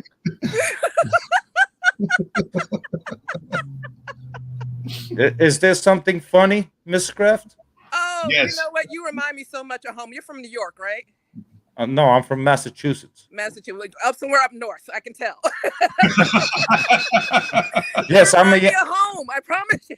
I'm a Yankee. I am definitely a Yankee. I'm And a so Yankee and too. so is Jeff right here. Yeah. Oh, man. Mr. Homer took off with your hillbilly redneck Cajun. He took off with that one. He did a video with the deer eating in his front yard. He's like, I got a hillbilly redneck Cajun over here. He's coming in my yard, scoping me out, trying to eat my corn. He's a hoof 2-footed hillbilly redneck Cajun. Then that truck passes at the perfect time, and he's like, there he goes. That hillbilly redneck Cajun's leaving town. I mean, I'm coming at you at some point. I am coming at you, but you're not just gonna get away with that and think you're just gonna get away with it. I didn't think I was gonna get away with it at all. I didn't, and I'm really looking forward to Hey, it. Jeff, leave that button alone. I know you're dying to kick me off. What button? you better My not. hands are up here. Okay, because I see. This gets way too entertaining to kick anybody off. Well, I'm just giving you a warning. Don't touch any buttons, because You see, they're keeping me in stitches. You're already giving me warnings. I didn't even do anything yet. Man. see, that's how fair I am. I actually give warnings first. And we're on the same team. And what's that got to do with it? Oh my Oh, word! well, okay. You got a point. What's that got to do with it? It has nothing to do with it, whether we're on the same team or not. But it is fun. So how you guys enjoying the beginning of Shed Wars? We're enjoying it. I'm enjoying it a lot. I can't speak for the others. I'm enjoying it. I'm liking it's a lot of people, all at once.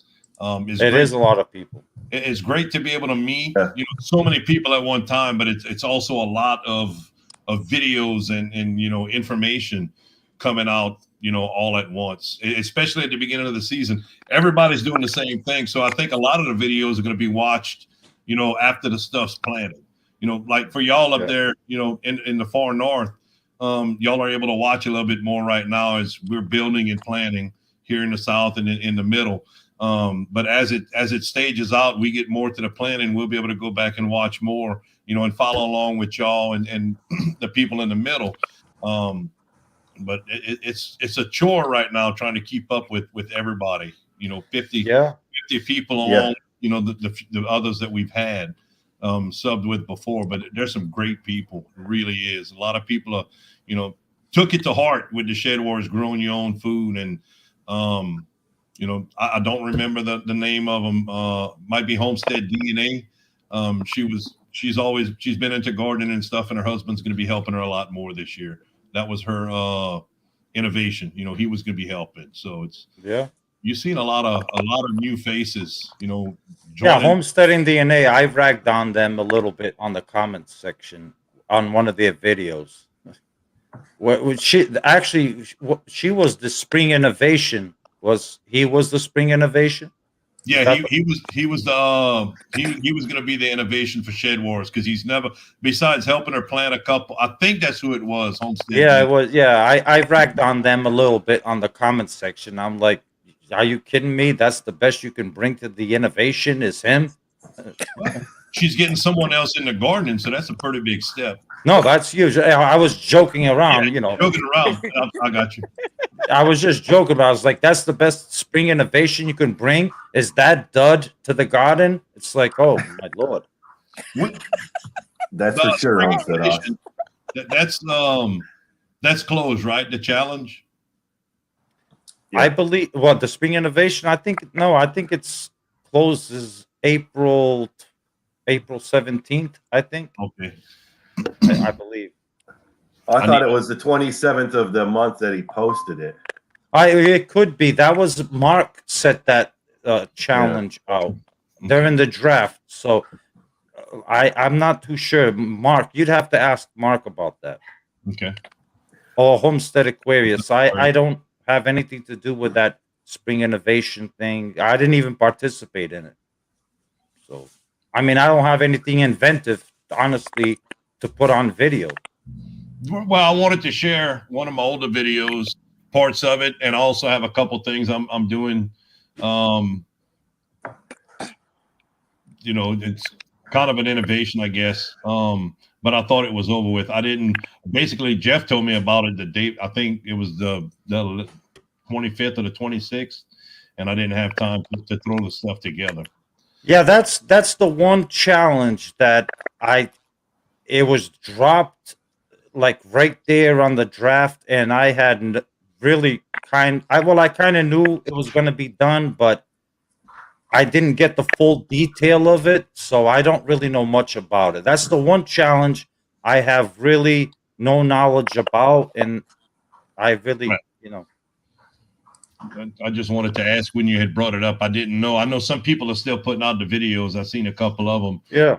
Last couple of days. So I believe it. I believe it is still going on. I believe it is. My phone is about to give up the ghost in a minute, so I need to plug in. So I'll catch you guys later. I'm still Thank listening. you so but I need much. to plug in. Miss Kraft, thank you. Nice to see Thank you. you very much. Nice to Stay meet safe. Happy Easter. you. The tomatoes are being. Yeah, too cold still for tomatoes and peppers. Same thing here. It's May 3rd is supposed to be our last frost date. I don't know about this year. If that's really going to hold true or not, but Our last frost date was the day before the Arctic front hit, and we were below. We were in single digits with the wind chill for 4 days after the last frost date. I think it was February 15th or 12th was the last frost date. I had seen that. Again. What is that? What's it saying? no, He, I'll put it back up. Yeah. The people that own the property or the co-op where he's at had put the farm up for sale. So they were worried that they might have had to move from the place if it was sold. But the person, Corey, took it off the market. So that they'll be pushing again to grow. CB, how you doing, CB? 24 this morning, Mr. CB. Lord. Yeah, 24. That's nasty. I mean, it's beautiful sunny here, but it's like, 36 degrees. It's cold. Yeah. You think I got to move them away from each other? I don't think they can reach. Oh, it's still backwards too. I still don't understand how that works. No, if I'm at your right, you got to point to your left. See, right now I'm pointing to my left, but you're at my right, so I got to point to my right to get to my left. I'm a redneck hillbilly Cajun. I won't remember that from time to time. Oh, I totally understand. I understand. Yeah, it's supposed to be 50 today, so that would be nice. Yeah, but the end of March, I mean, we had a wonderful March here in Massachusetts anyway. I mean, I can't complain. March is usually the month that I absolutely can't stand. It messes with my emotions. But this year, I absolutely love March. And then we get into April and it's like, 30s, mid 30s. And it's like, oh, geez. And we had snow a couple days ago. I haven't seen snow in 2 months. Yeah, we got an inch like last Thursday. We got like an inch or inch and a half of snow. Yeah, that's you're in New York. Yeah. Yeah. Homestead Oz. How you doing, Lynn? Wayne? Nice to see you. Their season is coming to a close in a couple of weeks. I met Citizen Guardian. Met him last night. He got on Jan's live stream for a while. I hadn't caught up with everybody from the Southern Hemisphere's teams. But yeah, I would check out. I subscribed to him and got on some of his videos last night. It's interesting, a lot of the things he has going on. Also, some of the other stuff that he doesn't have associated with Shed Wars. Shed Wars. Yeah, he's a great, fantastic guy. Yes, he is. What's going on? Hey, how's it going? Hey, listen, I've never been live on camera or on camera, so I just so know you this guys is. know. I feel I'm surprised. I'm speechless. Here it is. Well, I mean, we got another we have another New Englander in here. I figured I'd come in and say hello. I'm really. Yeah, there you go. I was out on Nantucket for years. I don't believe Hidden. Is that your name?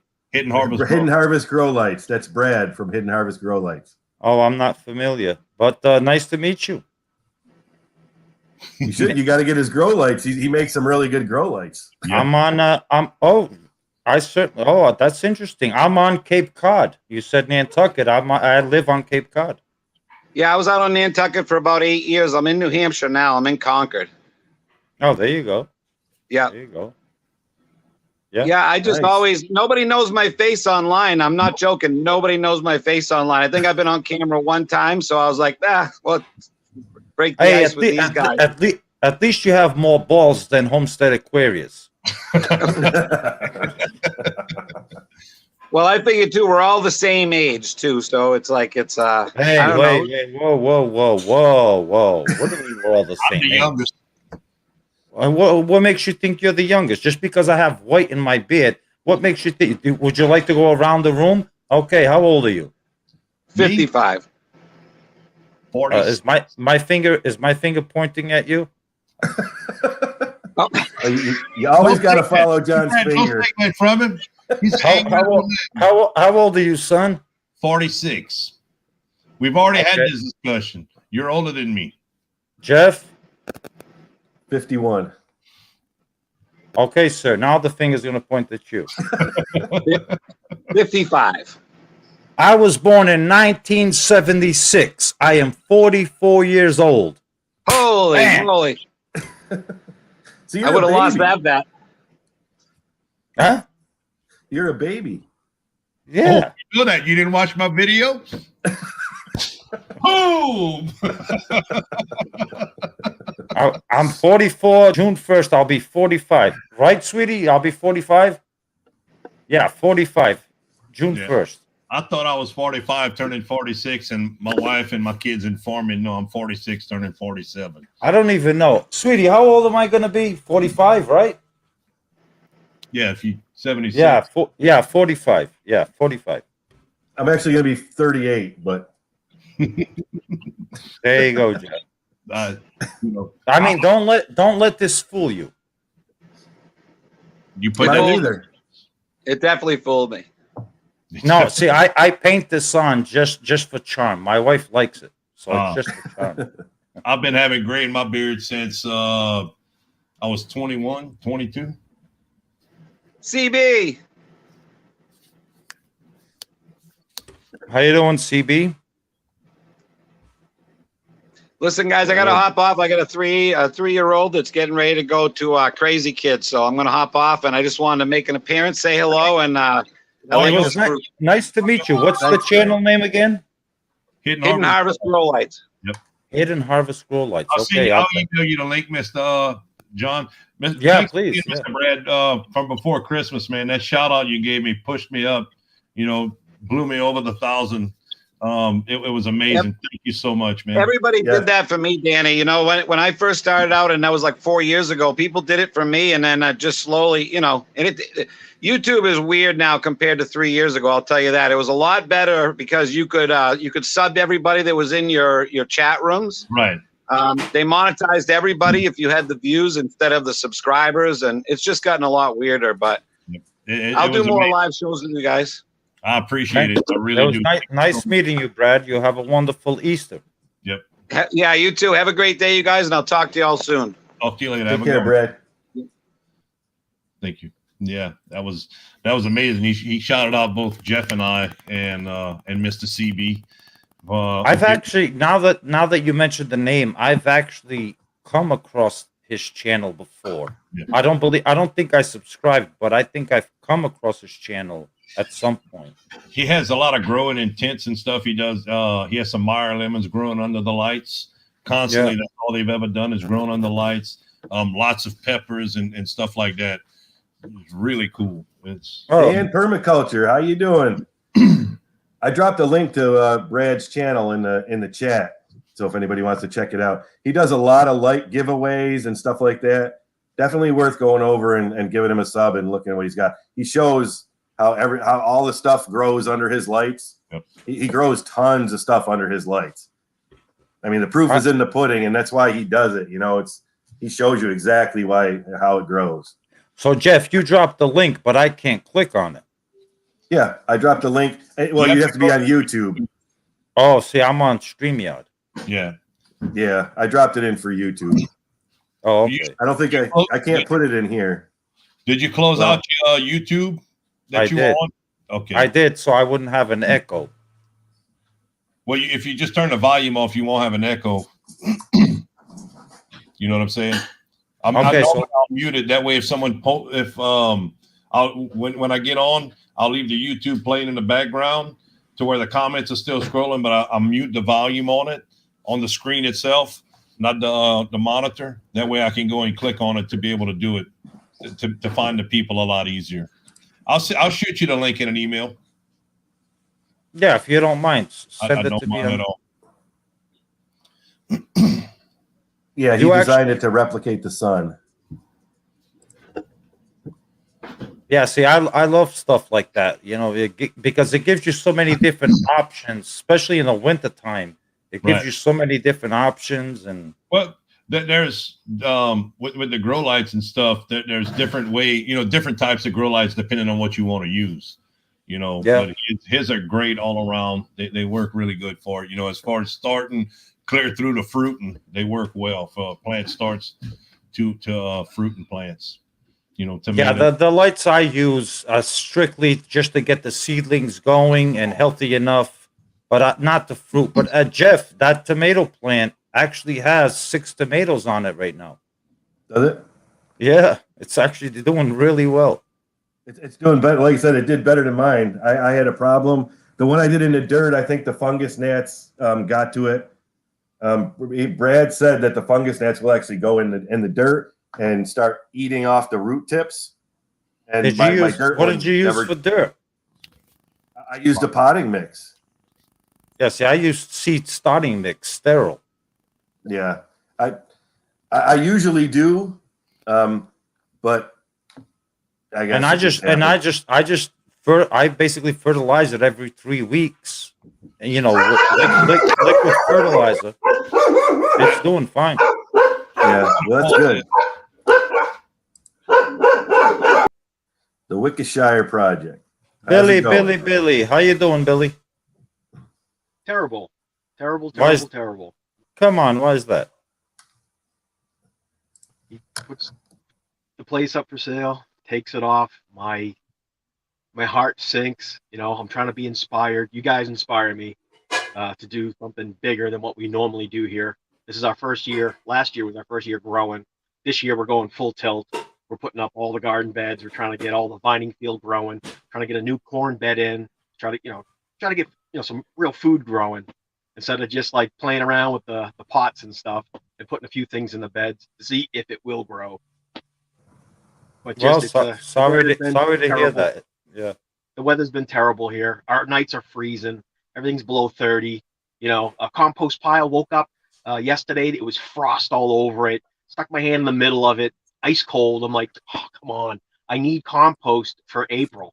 You know, so we're trying to get that going so we can top dress anything that grows so that it just has nutrients.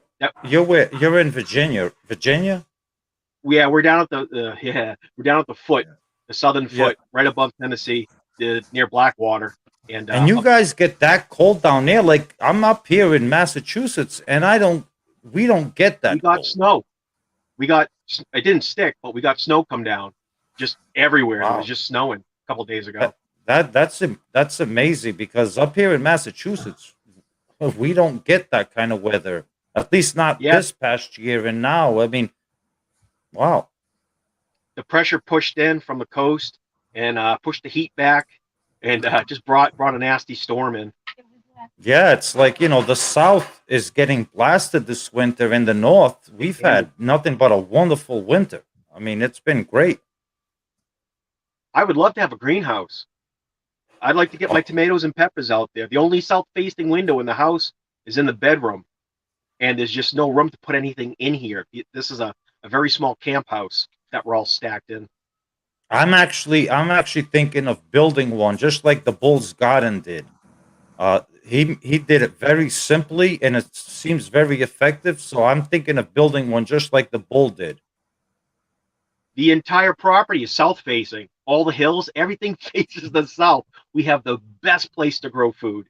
Well, so, there you go. All the water drains down the hill, keeps everything wet. We've watered one time, maybe 2 times last year, and that's just starting everything out. Other than that, we're trying to get the water off the property. So, yeah, you don't water here. You just get full sun from 7 o'clock in the morning till 9 o'clock at night. So you've got this 12-hour sunlight band from the early morning all the way to the late afternoon. So plants are full getting a ton of sun. It's wet here. It's a lot of clay soil, so the water holds just underneath the soil a couple of inches, and it from the top of the Shire all the way down, it just slowly drains. We open up the soil, stick our finger in, it's moist in there. I'm like, I don't have to water. I just don't. Everything grows here. You just got to get the seeds in the ground, and the weather has to behave. That is correct. I mean, if you want a greenhouse, you know, build yourself. You know how to build that greenhouse. The wind here, weirdly, it's usually not windy. Takes money. 3 to 5 miles per hour. But the wind will rip through and tear stuff up. It's brutal when it comes down the hill. Yeah, that's true. I don't know what happened. What happened with what? Seems like everything. There we go. Sorry about that. Everything died off there for a second. He just had to go check his plumbing, or maybe he was so intimidated by me, he was peeing himself. And it's understandable, son. It's okay. I had somebody knocking on the door wanting to buy tomato plants. I don't know what happened. What Can you guys was? still hear me in the chat? Oh, Jeff's hung up.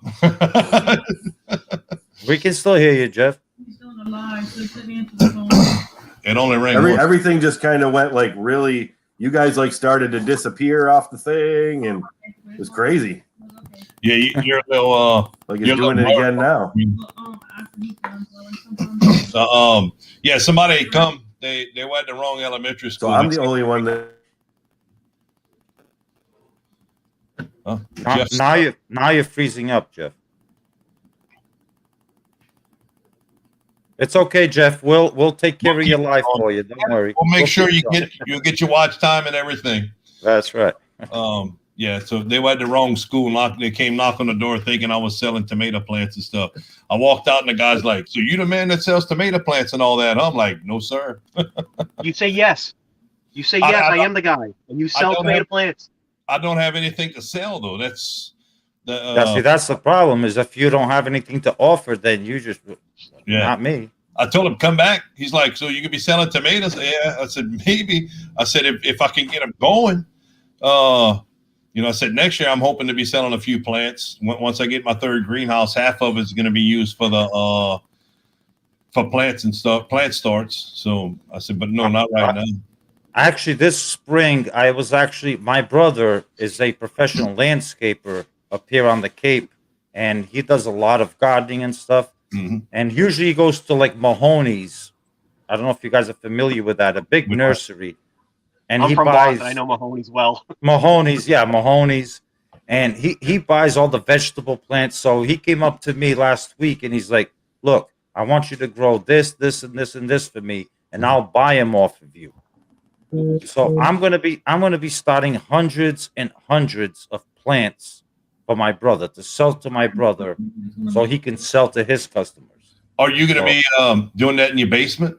Or are you going to put up a greenhouse? I'm going to be doing most of it is in my basement. Yes. Mr. Bill at Little White Dory. I'm sure. I don't know if you follow him. He's not in Shed Wars or anything, but he's doing that right now. Basically in your area, and he has 30. I think it's right at 3,500 plants started right now in his basement. He's way ahead of it. But you can just, if you want to take the time and look, he has a couple videos out recently with how he has the shelves and everything set up, similar to what you have, but he's just using LED grow lights. I can also, if you'd want, we can, it'd probably be easy on the phone. I won't do a video on it on YouTube on how I connect my LED lights, because then it would make me responsible for idiots that shock themselves. But I basically buy the LED lights, and I buy the ones that you only have to have the one side of the tombstone connected, the other side is just to hold it. You've done a video on that. I've showed them, but I've showed the light, but I've never showed how I do the connections and everything. Oh, okay. I'm not going to take responsibility for somebody that shocks themselves. But the only thing I'm skeptical about, I want to do all the plants and sell them to my brother, is the hardening part of the plants and all the trays that I got to walk up and down the stairs. It's not easy. But the hardening off part's not your responsibility. Even when they're in greenhouses up there, they still need to be hardened off by the people that's purchasing them. Well, no, when he purchases them from me, they're ready to go into the garden. Oh, that's what he's looking for? Yes, it's basically anything that's outdoors in a nursery, like Mahoney's. Right. If they're outdoors, that means those plants are already hardened off, because Mahoney's does not take all of those plants inside every single night. Right. So if they're outdoors at the nursery, that means they're hardened off. Right. He wants the same thing, is give them to me. They're ready to go in the garden the very next day. Right. So that means I have to harden them off, and walking up and down the stairs with, 600 plants. Well, you could also put you up a small greenhouse that you could take the plastic off in the wintertime and put it back on when you need to. That way you have a place to be able to store them, as you're hardening them off, to be able to, keep them without dying. If he's going to buy enough of them, the small greenhouse is similar to what Mr. CB uses. It's just a couple $100. You put you a small heater in it or something, and it could really make your life easier after you got them started. Absolutely. Happy Easter, CB. Thanks for stopping by. See, I use the heaters, like I have heaters, but I use as a 12-volt heaters. I don't know if you guys ever used those. No. But I use as the 12-volt heaters. I use I buy a brand new car battery. Right. You know, it's like $50, and that car battery can run literally a heater or 2 heaters all winter long. 12-volt heaters. Yeah, just a car battery. Instead of buying propane, a lot of people don't think of the 12-volt option of heaters, lighting. Like they sell 12-volt light bulbs. Right. That hook up to a car battery, and there's your light bulb right there. You don't need electricity. Well, a lot of people don't think of the car battery can be a good friend if you know how to use it. Right. Well, at my old greenhouse in the country where Pop is now, we had regular electricity in there, but we also ran LED strip lights, and I'd actually made some roll-up curtains for the side of the greenhouse using some windshield wiper motors from some old trucks. And it was all run off of 12-volt batteries. We put a panel on the side to be able to raise the stuff up and down. We had 12-volt switches to be able to flip the lights off and on. It was hard to use for work. We could have added more strips, but it was just to get in there and mess around early in the morning. You could do everything you wanted to do but prune. There wasn't quite enough light to be able to prune with it. But we had a small solar panel from Harbor Freight that you just put it on your window screen, your sun visor. Yeah. We had that sitting outside. It was probably 10 years old, and we left the lights on a couple of days. Forgot to turn them off, and a little 12-volt lawnmower battery, and it was amazing how long it kept up. I mean, it's the same thing with like I don't raise chickens, but the way I use my heaters with the 12-volt system.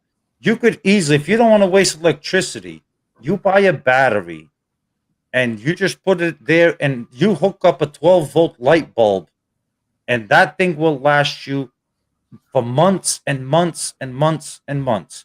And once in a while, once every 4 months, put a battery charger, recharge your battery, and boom, done. Right. Or you could put a small solar panel on it just to trickle during the day. Absolutely. That's amazing. Yeah. Yes, you can do that as well. Yes. So the theory on that chargers is work nice. do not go above a 15-watt panel. It won't produce more than an amp. It'll probably produce like 3/4 of an amp. And a 15-watt panel cannot overcharge any type of 12-volt battery of car battery size. It just doesn't have enough milliamps to boil it. So you don't have to worry about it. Oh my God, it went to 20 amps. It will never do that. A small 15-watt panel only gets up to 18 volts when it's connected. That's open voltage. But once it's connected, it'll only get up to about 14 volts. And once the battery starts to top up, you're probably using the battery anyways. So you're draining it, and it's filling and draining. So yeah, 15-watt or under solar panel, no problem. You don't even need a charge controller. It's DC. You can directly take the solar panel, hot, and ground wire, and just wire it right to the battery without a solar charge controller. If you do 50, 25, 50, 100 watts, yeah, you're going to need a solar charge controller to shut off the power once the battery fills up.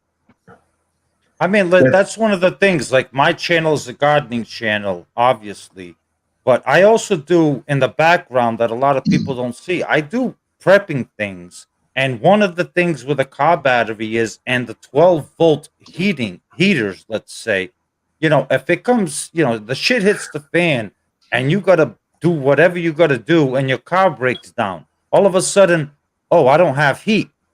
Well, if you have, and the heaters are only, they're like 3x3. They're very tiny, but you don't have heat in your car. But what you do have is a heater that you carry with you, very small, and you have a battery in your car. You hook up that heater, and you have heat. That's neat. Yeah, we had those. You can get those 15-watt panels at and the watt panels as well. Yes, and it's not very heavy to carry. I mean, you can have them in your car. Yeah, Harbor Freight, anywhere online. Look for the 12-volt heaters, 12-volt light bulbs. They sell them out there. Yep. Okay, so what we did for the Wickershire project, if I can get my own unrestricted property, we show all the projects that go on. If I build a greenhouse, and especially we're talking colder weather, and this is for anybody, you could be in Canada, south, wherever, as the weather gets cold, in order to we're talking free heat all day, all night. As long as the sun comes up, you'll get free heat. What we do is we build the greenhouse. You know the ICB totes, the 225, 325 gallon ICB totes. There's a bung stopper in there. You modify the bung stopper to receive a DC heater element. You know the kind that the AC ones that warm the hot water in the house. You have electric hot water. They sell the DC ones. So you get like a 400 watt DC heater element, and you screw that into the ICB tote bung stopper right in.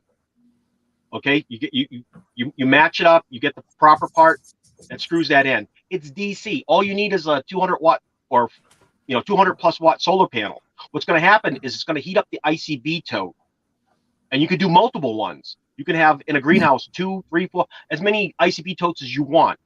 What you're going to do is during the day in the winter and the colder months, it's going to heat up that water nice and warm. And because it's a thermal mass, all day, all night, it's going to slowly release that heat, and it'll never stop. The panels will always produce power. You might have to top off the water and check the water levels inside the ICB totes, but it's not boiling. It's just warm. So as long as you got the cap on and sealed, you will have these heat generators, these thermal heat generators, as long as you have the greenhouse. Again, you guys didn't hear it from me. Shh, the secret. But it's a no-brainer. This is what we do. We design systems that work passively. They can shut the electricity off in the city, and you're still producing heat for your house. You can have warm water, not hot water showers, but warm water showers in the winter. It's a no-brainer. It's easy to do. You can also add radiator antifreeze to your water systems also to help prevent evaporation off of it, and the condensing portion of it by adding the antifreeze. I know it's not good to put that in your greenhouse. If it busts loose, it's not good to have it. But it's something that you can also. It'll let the temperatures get up a little higher, and it prevents the evaporation of the water from the tanks. But we look at the poisonous, toxic aspects of it. What if they were to leak? Right. Flood the area. So right. I just stick with water. It's just me. Right. Do y'all put them in the ground, or it is your option?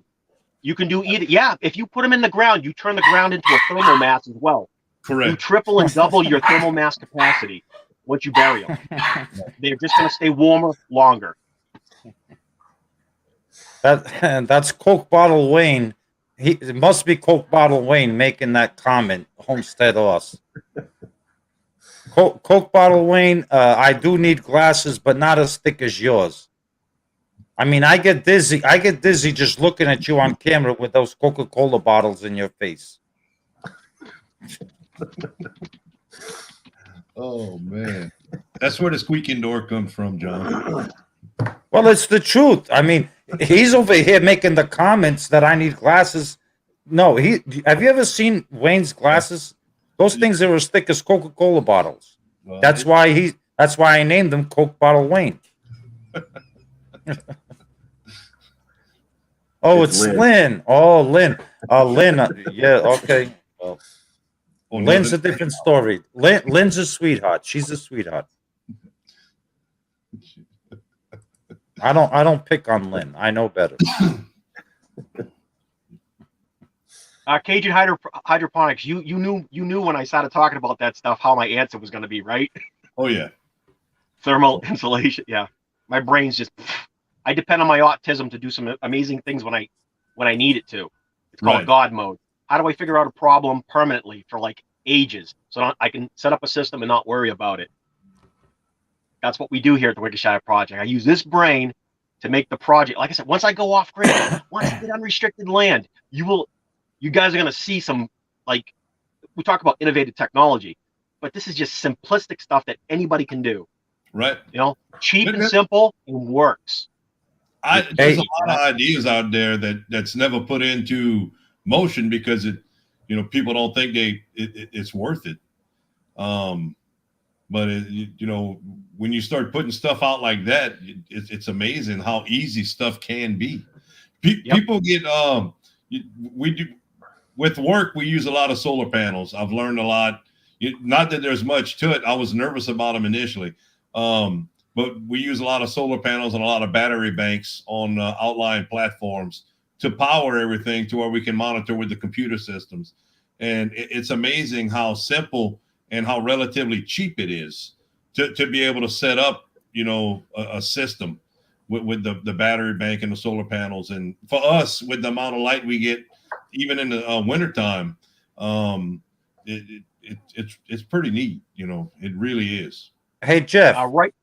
Jeff, do you see Lynn down there in the comments? She's asking for the truth. Do you see the comment she left there? You don't live with me, John?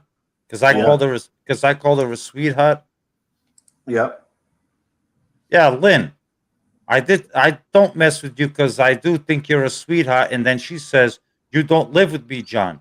Well, Lynn, you could be right. So I could have mixed emotions on what I just said. I don't live with you. That is correct. So I could actually be sympathetic towards Coke Bottle Wayne. There you go, Lynn. You wanted it. You got it. You want to bring up Miss Kraft's comment? I don't know if you had or not about using the tote in her portable greenhouse, and the difference between the heat with the portable heater as opposed to the aquarium heater in a tote is the thermal heat. It's going to dissipate slower and hold the heat temperature better than just having a heating element out in the greenhouse to push the heat in and out. Yeah, and heaters always tend to put out dry, warm air. Like even here in the house, you know what I mean?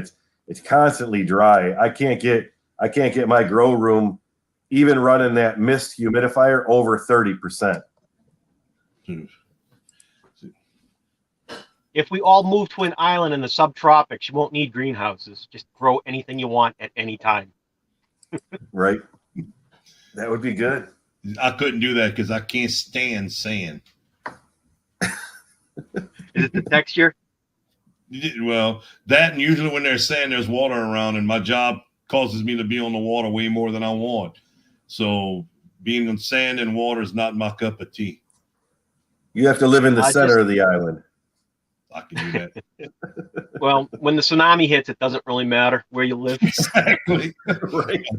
Where I live, there's always the chance of tsunami also. The bad thing, Louisiana is surrounded by beautiful beaches, but we have the Mississippi that comes through Louisiana, which should have been a good thing. It's not, but all the silt and everything that comes down the Mississippi River covered up all the beaches that Louisiana used to have. The erosion from it, all the beaches are gone. They got a few spots, around here where we can go and it's sandy, but it's a muddy sand. You want to be the first state. You want to be the first state with the river. You don't want to be the last state getting all the river water. You know what I mean? Hey, Lynn, Homestead Us. This is for you, Lynn, and Coke Bottle Wayne, if you're watching. You see, I do have these glasses, which you don't have to be afraid of these. But I also have these. Those are the ones you got to watch out for, Lynn.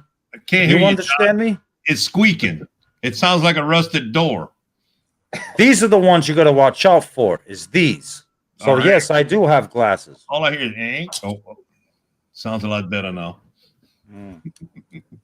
Oh, that's a joke. So when these go on, you hear When those go on, I hear When the other ones go on, I can see the people on the moon waving at us. Hey, go ahead, keep blabbing, just keep feeding me material. That's all.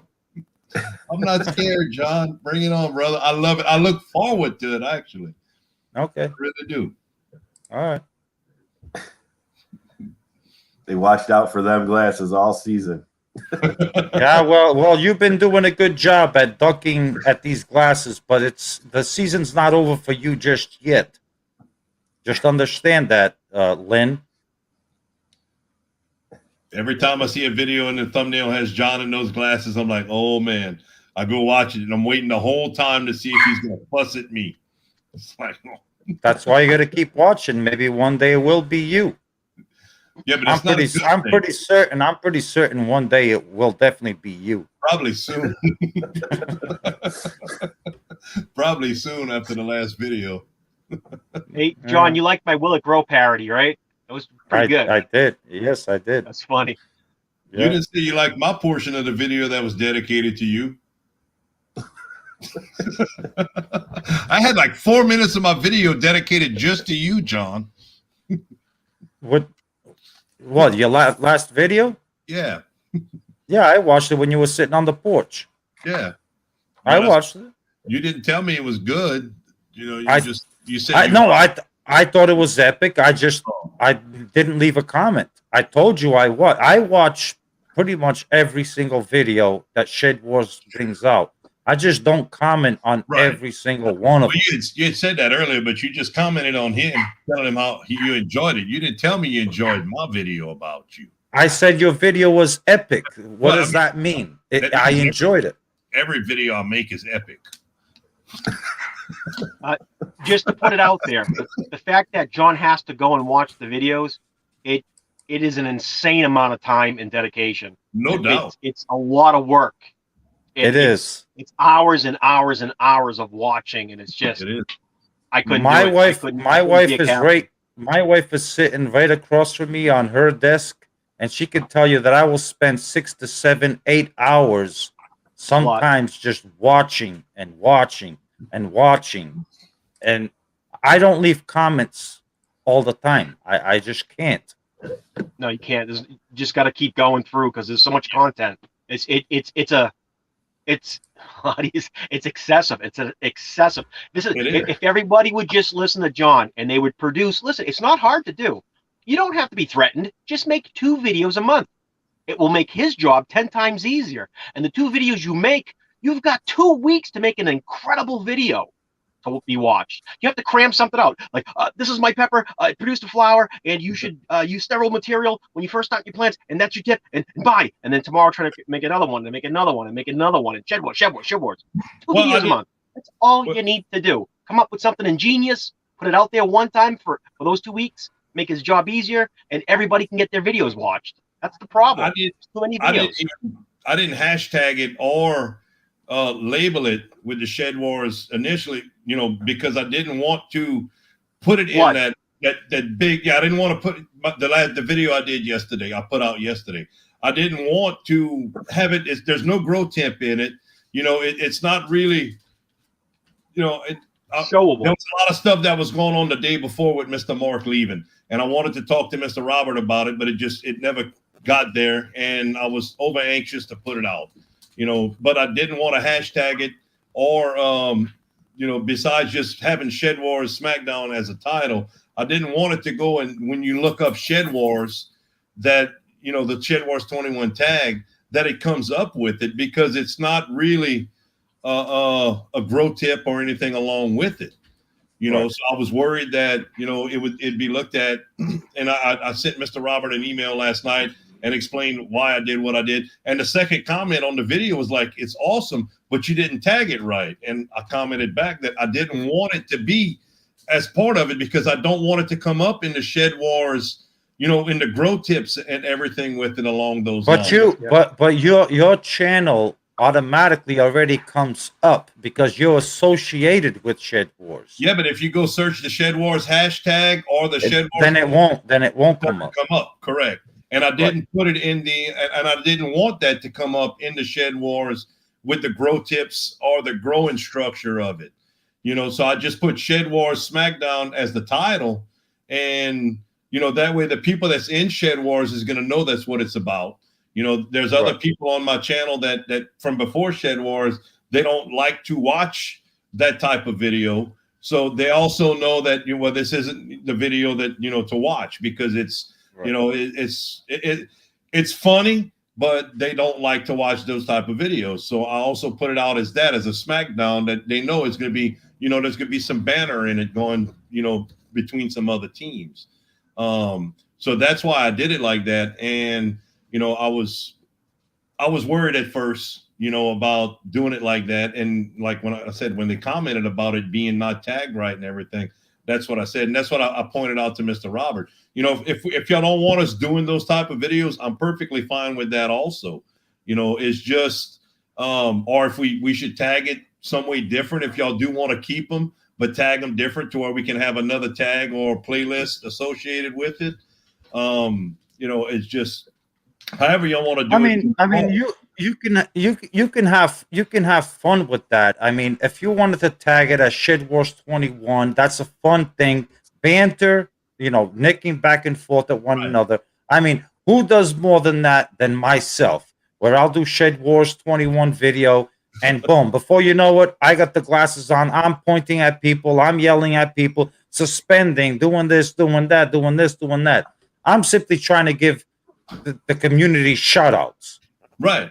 That's what I'm trying to do. That's basically what I was doing. Also, I actually went through at the end and put all the links. I took the time to put all the links. I just didn't, you know, I did it. But, you know, like I said, I didn't. It came together faster than what I thought it would. I thought it had been a few days process as opposed to a few hours putting it together. And I was really excited to put it out after I let a couple people watch it initially. You know, it really came out much better than I was expecting. Yeah, see, like, you know, you're absolutely right. But see, like, later on tonight, I'm going to release a video that it's pretty interesting. It's something I do, but I am specifically not going to title it Shed Wars at all, because it's not fair to all of my other subscribers that have nothing to do with Shed Wars. Where if I title it Shed Wars, they're going to say, okay, I didn't sign up to Will It Grow to watch Shed Wars stuff. So I'm not going to make it Shed Wars. Whenever I title a Shed Wars video, I want it specifically to reach the Shed Wars community. Correct. But that's kind of this video in particular, I want it to reach and for all my audience, everybody. Right. The question that basically I kind of went around it was, is it all right to use the Shed Wars hashtag and stuff for the, you know, the video like I did, similar to what you do, or is it better to leave it like I did, just title it Shed Wars SmackDown and leave it like that? That's you can title it Shed. It's just not. You can title it Shed Wars 21 because it's in a fun banter, as long as you're doing it in a shout out manner. Okay. So if you're coming at Jeff and you want to play some bantering at Jeff, sure, you can banter him, but make sure that you know you do it politely, you know, and leave a link to his channel. Right. And tell the people, hey, this is a nice guy. Right. That's basically I'm doing a shout out. So in turn is you basically, but we're not going to count that as an official part of your 12 videos. I don't expect it to. You know, I just didn't want to. I didn't want to step on any toes by putting it without knowing. You know, you can. Yes, you can do that. I don't have an issue with that of anybody doing it, as long as you're doing a nice, fun shout out, and make sure you leave the description and ask people, hey, go visit this person or go see Billy down there because I just talked smack about him. There's a link. Go check him out. Yeah, they're all, you know, there's no problem with that. I just didn't want to fill it up, and it's not going to be like it's 5 or 6 videos a month with it. You know, it may be 1 or 2. That's just 2. Just 2 a month. All you need. If you want just 2, yeah. It's all about having fun. I mean, it's all about having fun. If you want to throw out a shout out there, like I said, I don't have to be the only one in the community to be giving out shout outs. I do shout outs my way, which is the way I do it. But I mean, Billy, you can give a shout out to any community member you want, and you can use the Shed Wars title and the hashtags to get the exposure because it is going towards that person. Helping promote the other people in Shed. Helping promote the other person. Now, if you want to give a shout out to King Kong Bundy somewhere in Alaska, please do so, but don't use the hashtag Shed Wars. If you know what I'm saying? But you guys can certainly do shout outs to each other and use, that's part of being the fun. So that's why a lot of people look at me. It's like, oh, John, he's the mean one. He's this, he's that. It's like, I'm just trying to do the best I can to give shout outs, but the community can certainly help me out by giving each other shout outs. When people tell me that you're the mean one and everything, I'm like, that's his thing on YouTube, especially in Shed Wars. Everybody got their niche on what they pushing, their identity or whatever it is on YouTube. And I'm like, that's John's thing. John's not like that in real life for the most part. He's still an ass. Don't get me wrong. He's still an ass, but he's not like that much of an ass. That's John's that's John's Shed Wars 21 YouTube voice. It's his character creation. Yes, that is yes. And yes. When the glasses come on, the figures come out, that's his character creation for Shed Wars. Yes. He's grabbing your attention. And then you watch the video, you hear him hammer people, and then you hear him at the very end share the love. He's like, please like and subscribe to my friends. We had good fun here. We'll catch you on the next one. It's all love here. It's all in fun and games. Right.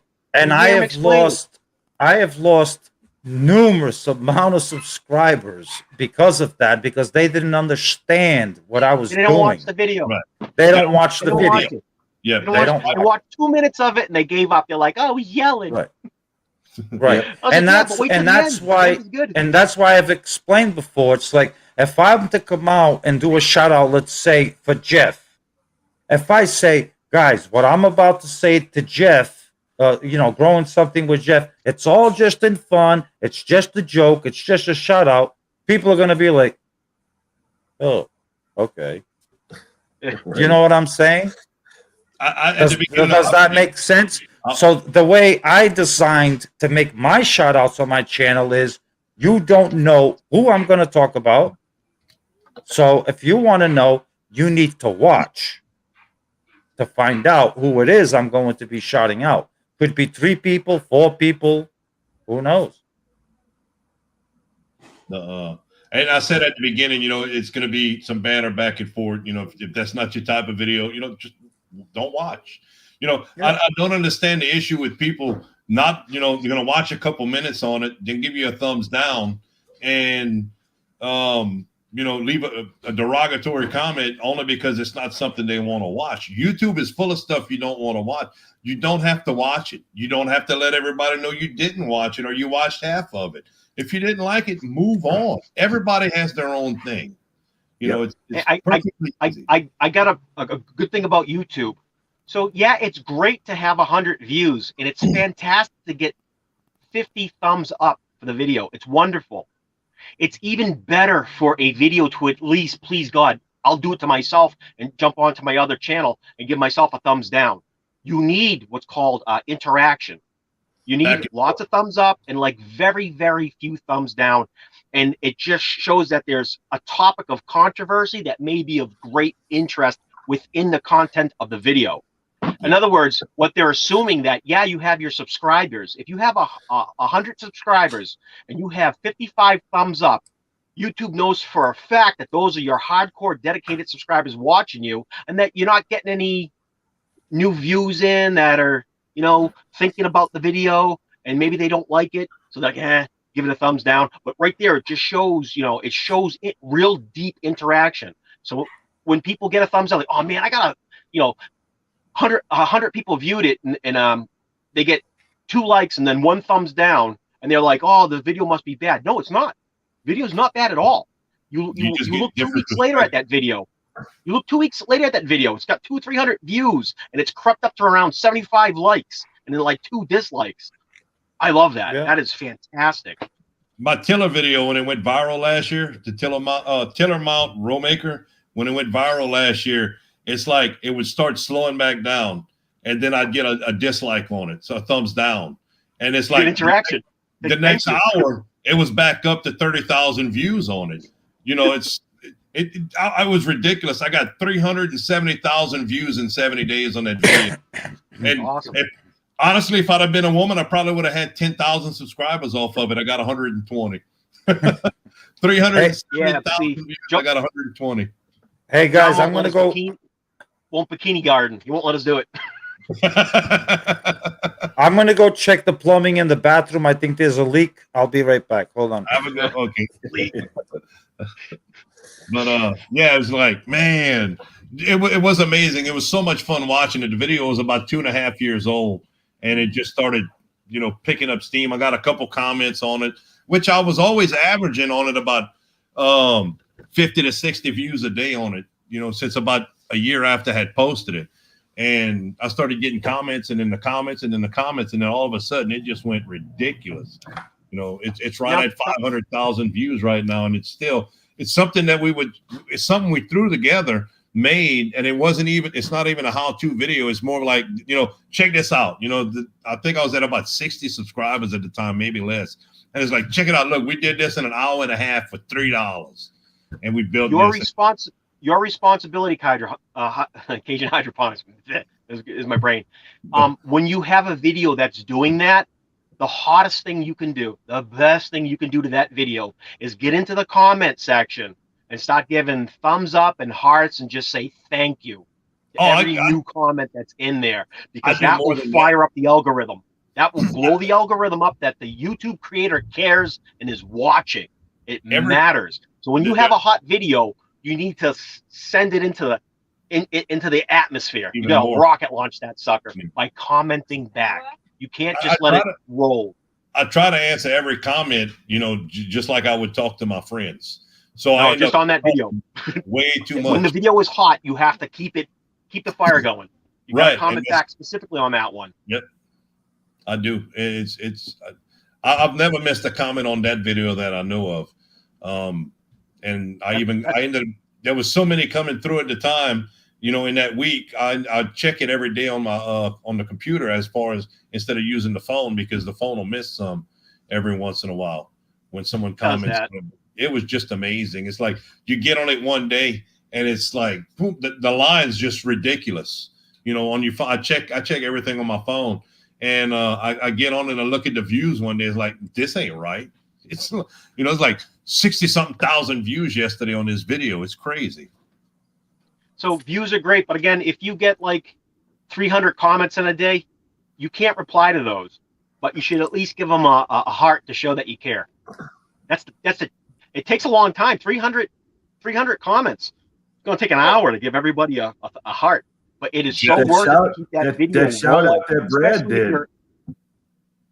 Brad at Hidden Hunters shouted us both. And then we had like a swarm of people come in. I was literally commenting for like 2 hours. I was, longer than that. And it got to the point I was copying and pasting, the same comment. Thanks for watching, stick around. Thanks for watching. And it still was almost 3 hours sitting there. It's like you just get to the end and then another swarm. It was, 1,000 comments on, and I did my video. I did a short because he let me know ahead of time that it was coming. So I did a short video that morning that he could shout out with it. And it was just like, he texted Jeff incoming. And it's like, he wasn't lying. Same thing. He's like, incoming. Oh my, I like the, a lot, unless it's like a specific question, I just give the heart, like and heart. Like, if I read a specific question, then I will answer that question. But it has to be very specific to do with the subject. Right. Then I will answer. I throw a comment on everything. I mean, I'm not that big yet, so I can still do that. I'm sure, you get 3,000, 4,000, 5,000 and you get 100, 200 views and comments, then it might be a different story. Yeah, when you get up to 90, 100 comments and all that stuff, it's like, it's overwhelming. Completely overwhelming. It is overwhelming. Hi, Gulf Coast Granny. Thanks for stopping by. Yeah, it is a good problem to have, but it's hard to keep up with sometimes. So this is what's going to happen, and you got to keep note of this. Once you start, if you ever get 25 to 50,000 people, or 75,000 or 100,000 people, and you're a hot topic on YouTube, okay, you are not alone. You know why? Because you can't be alone. You are now a business. You have to hire some nerd, some kid, 18 years old that gets it, that's looking for a job, and say, can you please at least, for like X amount of money, And you're gonna have that's to what they hire do. a team to help you. Yeah.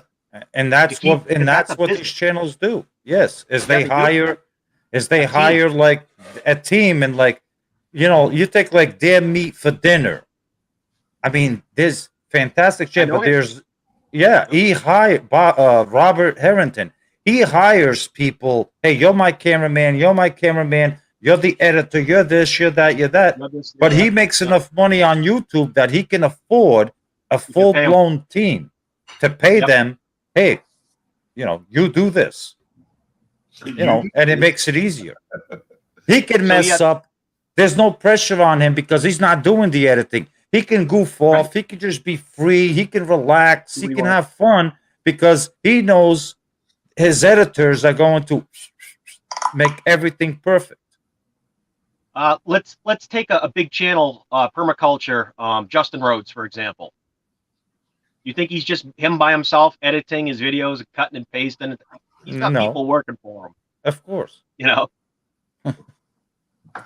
I don't know. I used to watch him regularly, and him and his wife, every time they go in the house, he's like, "Oh, she's working on a video. She's working on a video. She's answering comments." But it's not just them by themselves. Now he's got yard help. He's got the guy out there that helps him move everything around. And there's got to be people you don't see behind the scenes, you know, that help. And there are people, because he's so big, there are people that offer, you know, editing skills. There's people that offer him help. Yeah. I mean, look for Shed Wars. I mean, I'm not good at editing, and I wanted to do the shout out videos for people.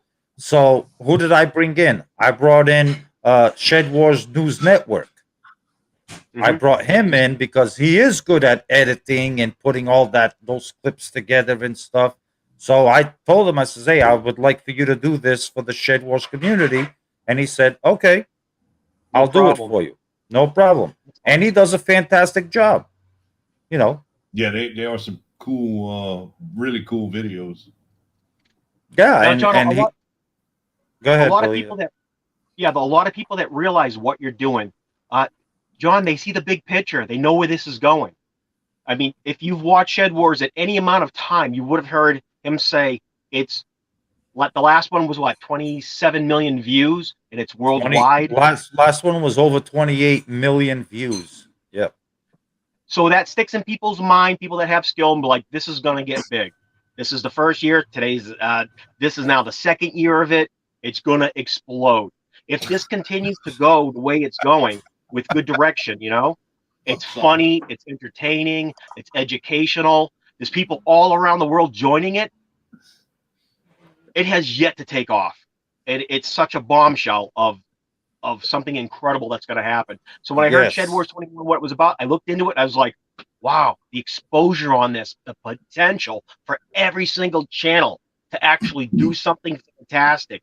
And John said, well, you know, we'll put your name, your channel on the Shed Wars list. And what does that do for a channel? You get views. You get mad insane views. And if you're good at what you do, you get a lot of exposure. And as of last week, because I have TubeBuddy Legend, the top of TubeBuddy, and they give you type in a hashtag, they'll research how many times that's been viewed. And since January 1st, the statistics as of last week, 16 million views. Just since January 1st, the hashtag ShedWars21 has gotten 16 million views. And that's a lot to do with the Southern Hemisphere. They've gotten a lot of traction. And now that the Northern Hemisphere has started, the next time they'll have it updated will be at the end of June. It's going to be over 40 million. I could just imagine. Yeah. I didn't mean to start laughing while we in a break. I didn't mean to start laughing. I wasn't laughing at you. One of the comments in the side is apparently a troll. They said, "Where do you think the Jolly Green Giant goes to the toilet?" That's why I started laughing. I wasn't laughing at the comment you were making about Shed Wars or nothing. I got distracted, so I started laughing. I was reading that. And I didn't want you to think, or anyone else, I was laughing at what you were talking about. Sorry about that. It's like So look at it this way: one channel struggling out there to get, if they have 200 subscribers, they're struggling to get at least 50 to 100 views on their channel. They're working by themselves, but they're getting these views and they're getting shared out on occasion if they do it right. John has taken 100 teams. What do we 50 and 50 just in the northern hemisphere? I'm just going off of that. Yep. Everybody's contributing their little parts and pieces of views, of sharing into this massive empire of possibility. And how many you said from January to whatever is just proof. It's just proof that every little channel's bringing it together. What they're designing here is something insane. Nobody else is going to do that for you on YouTube. This guy will. Nobody else will include you. If you got the opportunity to become part of it and you didn't realize how good it is and the potential, you missed out this year. Well, let me just tell you, let me just bring you back a stat from last year's Shed Wars, and it was nowhere near as big, not as many channels. Last year, the hashtag Shed Wars last year was the third most searched for or watched hashtag in all of YouTube, all over the world. The third most viewed hashtag all over the world. That is insane. That was like over 28 million views for a bunch of, Yankees and hillbillies and really funny. And this year I expect it to be over 60 to 70 million views. The potential, John, the absolute potential for any channel to launch and take off. You probably won't get views, but you will increase. There's been notions about a potential TV show. That's just something in the background that's been talked about. And we would love if it went to that, where we could actually do something like that and have every single channel featured some way in a TV show, an actual TV show. That's been talked about in the background. And my attorney to look at the papers. And it's, of course. Oh no, it's been talked about. There's been a couple of offers, but and we're not done yet. I mean, you think? Actually, I'm not going to disclose too much, but you guys stay tuned. Soon enough, you're going to see what part of the world we're going to go jump into. That's cool. We're not done yet. It's just cool to see people from the UK, from Australia, from Africa, from Canada. Do we have anybody from Alaska? Yes, we do. Alaska, yeah, we do. That's crazy. Growing up there. Wait till you see the next part of the world we're going to go into. It's coming very shortly. I'll leave it at that. Growing in the radioactive area of the Ukraine, it's like our tomatoes are this big. I was like, they may be that big, but hey, I am from Europe. I was born in Europe, and that's one continent we don't have yet, but the Azores. Portugal? Yeah, Portugal. Yeah, Azores. Yeah, beautiful. Yeah. John, people don't know if you have family back there, obviously, right? I have cousins and aunts and uncles. All my immediate family, brothers and sisters, are all here in the United States. Do you ever get a chance to go back and visit? I've had many chances, 36 years, but I have no desire at the moment to go back and visit that shithole. I thought you just said it was beautiful. It is beautiful, but it's a shithole. It is beautiful. Shithole. It's a beautiful shithole. How's that? There you go.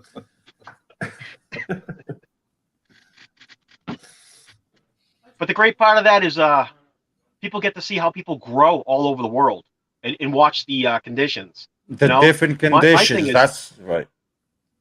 If we could get somebody from Scotland, it's like, how do you grow in all that darkness and rain? What do you guys grow there? That's an interesting thing for me, being Scottish. I'm like, do we have someone growing from Scotland? Like, what could you grow besides sheep? Jeff, what grows in that ground? We got people from New Zealand. We got, Beautiful. all over the place. But it's going to be exciting when we introduce the next part of the world we are going to enter. So stay tuned for that. Looks like we're going to bring up I mean, Farmer a lot of Q these again in a channels- second. A lot of these channels do innovation. They do show all types of growing. They show farming. They show backyard gardening. They show growing in an apartment building in a pot. That's awesome. You know what? They show innovative people growing in greenhouses. Cajun Aquaponics is doing an aquaponics system. I mean, this is all the variations to growing your food. Where else can you go to get all that kind of information? Where can you go? What place can you go to watch people growing all around the world that might suit your needs? See, but the thing that we wanted to do with Shed Wars is that we wanted to take, we wanted to get the 500 different channels all around the world to be put into one platform. This is the platform. You want to learn? It's this platform. It's all here. Well, in the future, not every video. I'm just saying, I can already see what's going to happen. It's going to be some sort of corporate, corporate whatever thing. It's gonna have people going to make their videos. Certain ones that are really good are going to get picked out.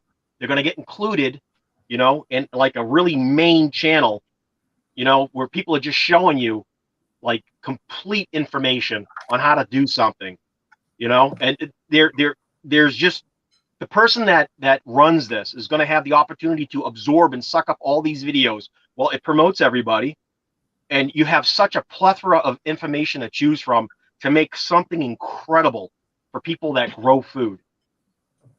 Yeah. Like I said, this is just getting started. And I want to jump on the bandwagon. But it's for every level of gardener. Yes. Every level can learn something. Every level. This year is the second year, and next year it's going to go. We're going to go into more detail with some other stuff incorporated into it. Farmer Q. What's up? I'm gonna go get my lamp because I don't like how this light looks. This guy here. It's all like fading, like the screen's all like this, and I don't like that. I'll be right back. I'm gonna steal this guy. I'm kidnapping Q. The dude is just. I'm gonna kidnap you. God. Farmer Q, how you doing? This guy. He Farmer Q. He's one of the guys I really wanted to be a part of Shed Wars. His knowledge is beyond the roof. He's young. He's inspiring. And he knows his shit. Sorry to swear. Absolutely. Yep. I absolutely wanted him to be a part of Shed Wars. And you got him on your team. Yes, I made sure. Yes, I believe I invited him to be a part of Shed Wars, and I made sure he would be on my team. Because Mark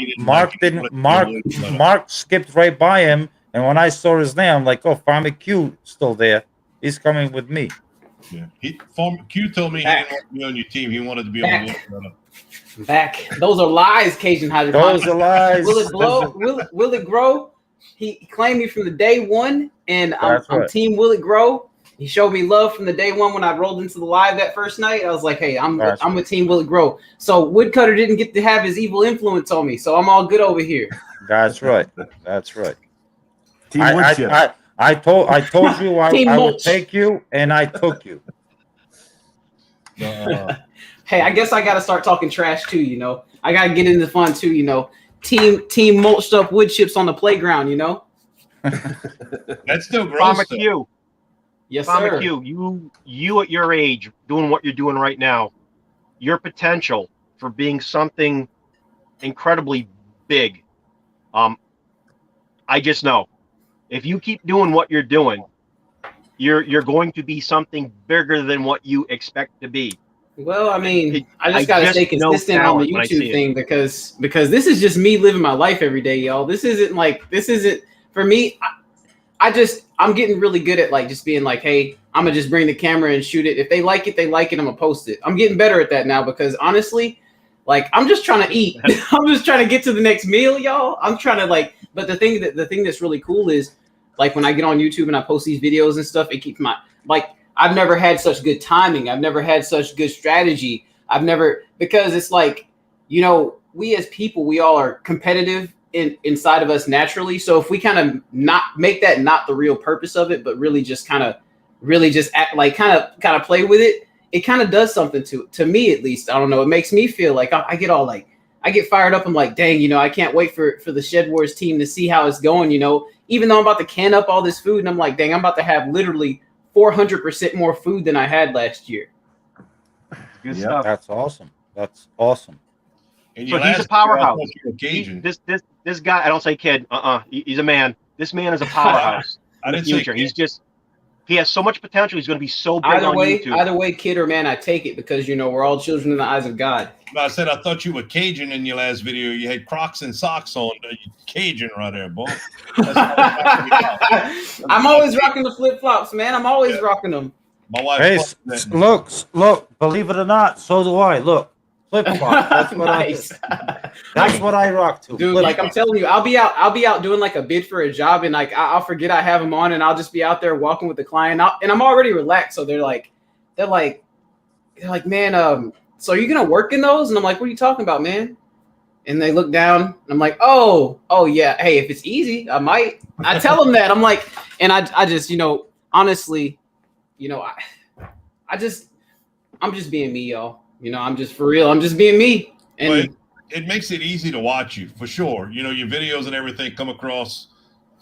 They're easy to watch. You know, the knowledge you have of the knowledge you have of giving the knowledge, you know, with the camera it's super easy. You know, they're authentic. You know, it's authentic. Yeah, it's cool as hell, man. It's Jeff. Yes, Jeff. I agree. I appreciate that, but I'm just here to have a conversation with the fellas. I'm not trying to be having my head all. So my head's big enough. Y'all see this big old noggin right here? It's big enough. We're gonna bring John's down and blow yours up. Keep the pressure relief valve open. That's all. Just let it flow out. Just let the comments come in. Let the love come in. Hey, Farmer Q, what kind of camera do you use? So I use a. For your live there, for your live that you're doing right now. Oh, for my live? Yeah. This is some camera we got off Amazon. I don't know. I gotta ask the wife if she got it. If you point that camera down a little bit, it'll take the name and show your face better. Okay. I was thinking about that. I was like looking at it. I was like, my mouth is covered. I was like, see, now there you go. See, I'm teaching all of the time. Well, thank you, Sensei. Sensei, will it grow? I wouldn't go that far. It won't grow.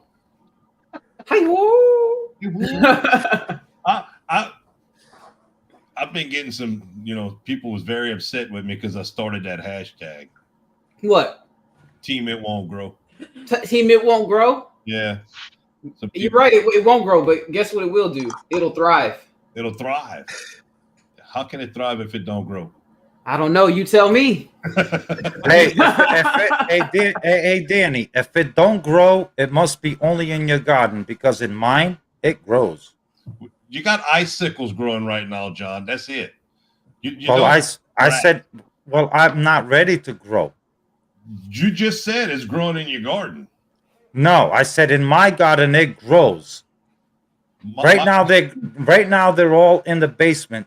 I actually even have tobacco that germinated in the basement. Tobacco's easy. It's not. And you should see my okra. My okra is already that big. There is no such plant called okra.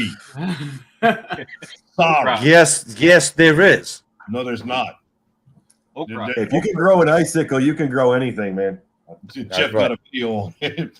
But no, there's no such. It's okra. It's okra. It's okra. I call it okra. That's what the old Southern men used to call it. Is okra. Oh, they no Southern men. The Yankee men might have called it okra, but the Southern people are gonna call it okra. Southern people from Georgia call it okra. That's not Southern. That's not South. Georgia is not Southern? No, they claim because it's cool to be from the South, but no, it's not. It's like, so you're the one that defies what's South and what's not. So the people from Georgia, they're saying Oh, down here in the South, us hillbillies in the South from Georgia, you Cajun from New Orleans, you're the one. Oh, where Cajun country, wherever you're from. So you're the one that defies whether Georgia is the South or not? No, I'm not. I-10 does everything north of I-10 is the North, and everything south of I-10 is the South. Okay, so it's official. Georgia is Northern. So I guess they're Yankees. They're Yankees. That's right. Uh-oh. Okay. You heard it here today. You heard it here. Hey, he's the one that just defined it. Anybody north of I-10 are Yankees. Honestly, that's a big thing about that. Where I'm from in Louisiana, it's everybody north of I-10 is Yankees. Everybody else is from the South. Oh, I'm sorry. I said New Orleans. That's right. Louisiana. I'm sorry.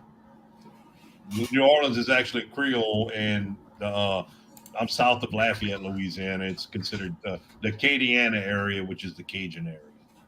Oh, trust me. In a video soon, I'm going to explain to you what a Cajun is. I'm looking forward to it. Okay. I'm just going to give you a little history on what a Cajun is.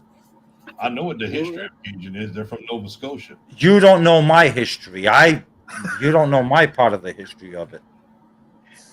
I'm looking forward to it. But apparently you don't even know what a hillbilly and a redneck and a Yankee is. The Yankee's a person from the North. Yeah, and Georgia, they're hillbillies. They're hillbillies. Oh, just remember, you remember that live you got on and you were kissing on your dog and everything? I still have that. Oh, no. Oh, yeah. I still have that, so you better be nice. That doesn't count. That was a weak moment. That was a very weak moment. Hey, we all have our moments, okay? Yes. Okay. Yep, we do. He picked his dog up. It's like no, you cannot use that against me. That was a weak moment. Anything I want. I just can't label it Shed Wars sometimes. Come check out John. But it's like, oh, dude, that's gonna be awesome to use in a Shed Wars video. Boom, throws the dog. All right, that's enough talk about me. All right, Farmer Q, have at it. You and Jeff have a conversation. Jeff, you know, I do appreciate you sending me those seeds, and I was like, dang it, when the freaking when the tangerine dream peppers didn't pop, I was like, gosh, I was like, that hurt me because I'm not like hurt by it, obviously, but I was like, gosh, that hurt me because, man, I was. The name, you know, obviously the name sells, like the marketing and the names, you get that. But I mean, we all fall aloof to it, even though we know about it. It's like the tangerine drink. But when the name actually falls similar to the characteristic, even with one capability, like with something like color, like because I saw that when I looked it up, I was like, okay, they're actually orange. Okay, they actually got some like orange electricity look to them. So like, I wonder if they have that like tropical ahi flavor to them. Oh, take care, Wickershire. See you later, Wickershire. I mean, I don't know if it's really tropical. It's to me, it's a very fine green pepperish type of taste. It's not really. I don't know about. I wouldn't say it's floral or anything like that. It's more fruity than. Yeah, floral. and that's what I mean when I say tropical. I mean, I can't get like tropical. You can only get so far tropical out of a pepper, even. I mean. But it's cool to have those type of flavors. Yeah. Yeah. And I was surprised Pit Stops actually found a pack of those because I've never seen those. The what? Pit Stops and Garden actually found a pack of Tangerine Dream seeds. Wow. And bought at the store. And I've never seen them. Yeah. So what brand were they when she got them? It was on one of her videos. I don't remember what brand it was.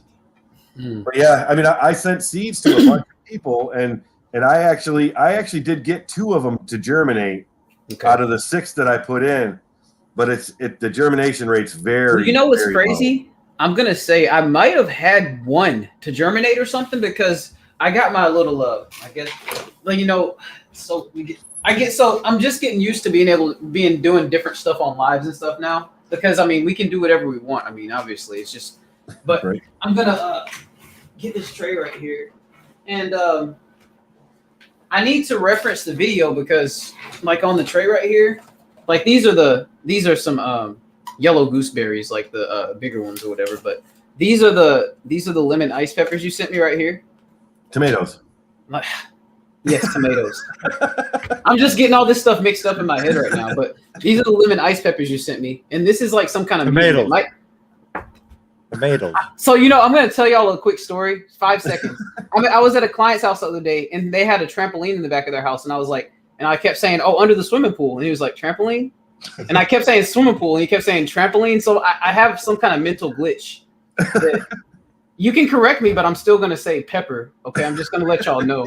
But I'm gonna see it enough. You're gonna believe. But yeah, I don't even know if this is one of the tomatoes. It probably is one of the tomatoes. It's just like a mutant dwarf, like I don't know, kind of crazy thing going on. But but what I was gonna say was after like 2.5, 3 weeks, these peppers popped up, and I have to kind of look. Tomatoes. That's those are peppers now. Yes, they are peppers. Oh man, you got me. See, I'm actually. It's like the rabbit season, duck season thing. You're over here killing me right now. So, but yeah. So one of these may very well be the Tangerine Dream. I have to go back to the video, and like you schooled me, I did not put labels on them. But luckily for this tray right here, luckily for me, I mean, these varieties are pretty signature. So like I can kind of go back and I can look at what's going on with the varieties and everything. But I'm actually like kind of curious. I don't know. Maybe one of them's the Tangerine Dream. I said all that to say that. I use the little sticky papers that you could pass through the printers. Yeah. You pick them up. You get like 1,000 of them for $10 on Amazon. And I peel off and I put it when I use the 6-packs. And I just write down for the 6-pack, what if I put like 3 different varieties of pepper in it, I'll put it, put them side by side, and I just put the sticker on it, and it helped me to remember a lot better than putting anything on the top. Because with the kids, especially the 4-year-old, he likes to go in there and move things around. He thinks he's helping. So by sticking them on the side, I think it came out to like 4 of them for a penny. They were so cheap. I ended up using that instead of putting something on the top. It can't fall out. It doesn't go anywhere. And if you write on it with a permanent marker, it'll last, 4 or 5 months, even with watering. Okay. See, this is what I use. Basically, see, I just put stickers. That's what I use, but I use the smaller ones. Yeah, I just put stickers. Yep. Whatever it is, and boom, done. And you can actually buy the waterproof ones. That way, when you use a waterproof marker with it, it'll last longer. If I'm not sure, John, if those are waterproof or not. I'm just pointing out that they have some that are waterproof and some that aren't. If you wet the ones that aren't waterproof. Well, the way I do this, because I water from the bottom, so I don't worry about these because I don't squirt. So everything is coming. The watering is from the bottom, so I just know what's exactly in here. What's in here? What's in here is what's on the label. Yeah. Okay. Pretty simple, just simple stickers. Yep, it works perfect. That I use the smaller ones. I just put like Tangerine Dream, write it small, and they got hundreds and hundreds and hundreds of them, almost nothing. Oh, actually, plastic stakes, but they don't last outside. That's for sure. Actually, I just saw a notification at my bottom screen. Scott Head just posted a video, and I actually just received.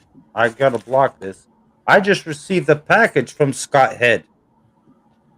So I'm going to be making a video on this package here, which is the single seat challenge. That's going to be an awesome video, I think. Yeah, that's going to be super awesome. I think. Well, I just had a thought too at the same time. That's why it came out like that. It was like a thought and a reaction. I don't know. Yeah, I just use YouTube to look at what I planted where.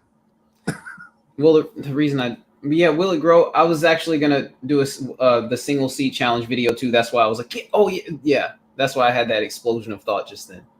Yeah, see, my single seed challenge actually has a story behind it, and I'm gonna tell the story behind it. Okay. Oh yeah, in the video. Okay. Yeah. And when I make the video, there's gonna be a story. Okay, I thought you were like going into a monologue of telling the story behind your sequel seed challenge right then. And No. I'm not gonna bore you with that. It's gonna be in the video. Lucky Luke. Another video.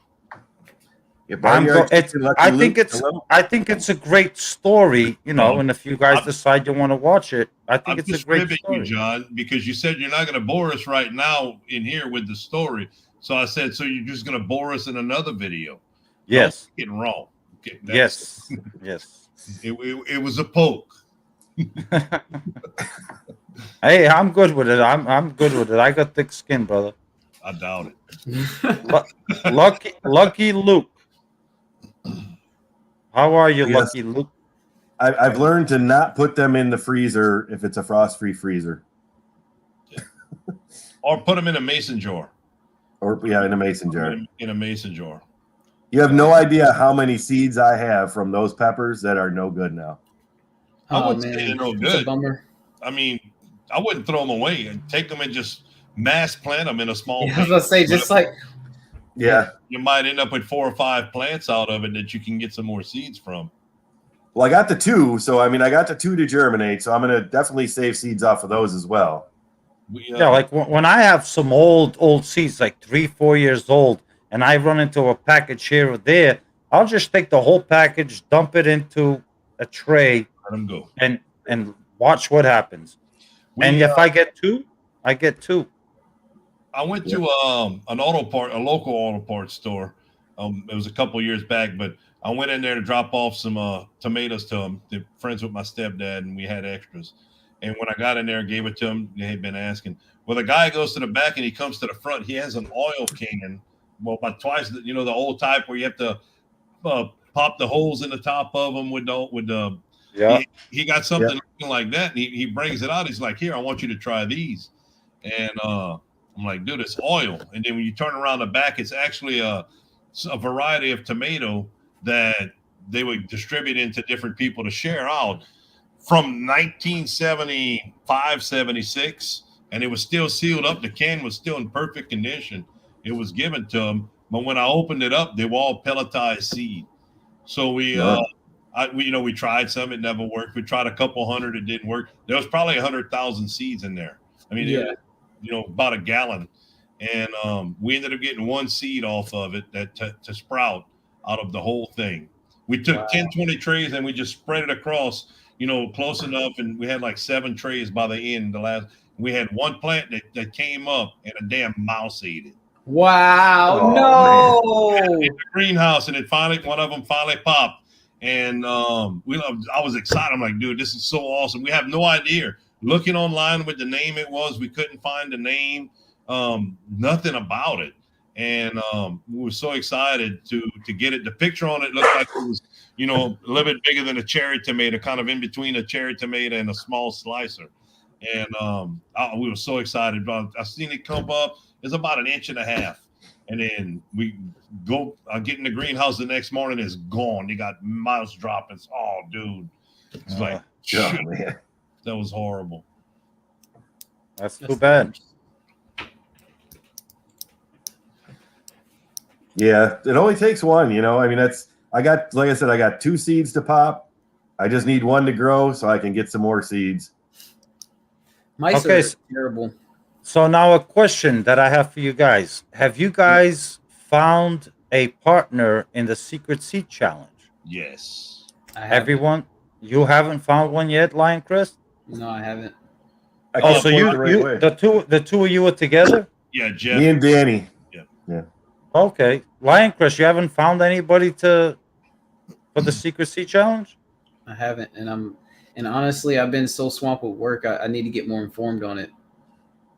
There's nothing to be informed. As you take a woodchuck, as you look forward to a woodchuck, and you send them an email and say, "Would you like to be in the secret challenge with me?" Okay. Can you do more than 1 secret seed challenge with somebody?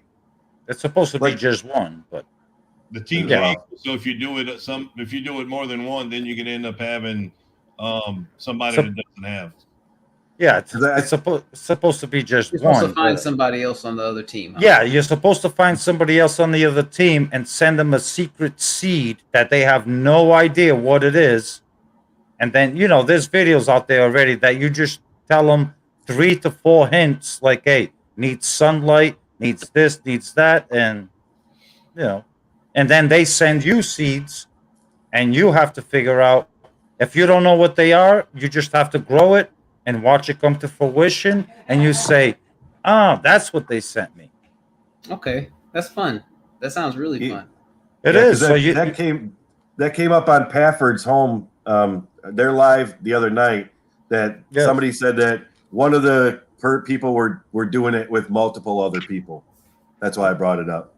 Oh, it depends. You see, we didn't regulate that. I mean, if you want to do it with multiple people, do it with multiple people. I mean, it's up to you. Like right now, I don't have anybody.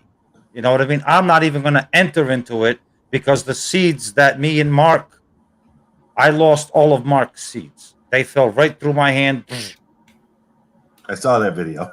Yeah, the seeds fell right through my hands. And yes, there was seeds in there, and they were very special heirloom seeds, according to Mark. So, but I lost every one of them. Wickshire project. Find someone container garden on a balcony and send them pumpkin seeds. Hey, Stinky Puddle. Now that would be cool. That would be interesting to actually send somebody pumpkin seeds and say on a balcony, here you go, here's your secret seed.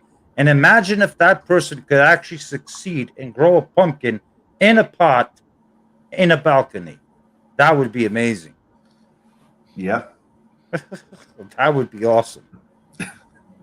They would probably get the prize of the year because they would get the prize of the year right there. Grow a pumpkin in a balcony. Well, I mean, you could prune off pumpkins too. That actually is a good. You can, yeah. You get larger size pumpkins. You go and cut the ends of it off.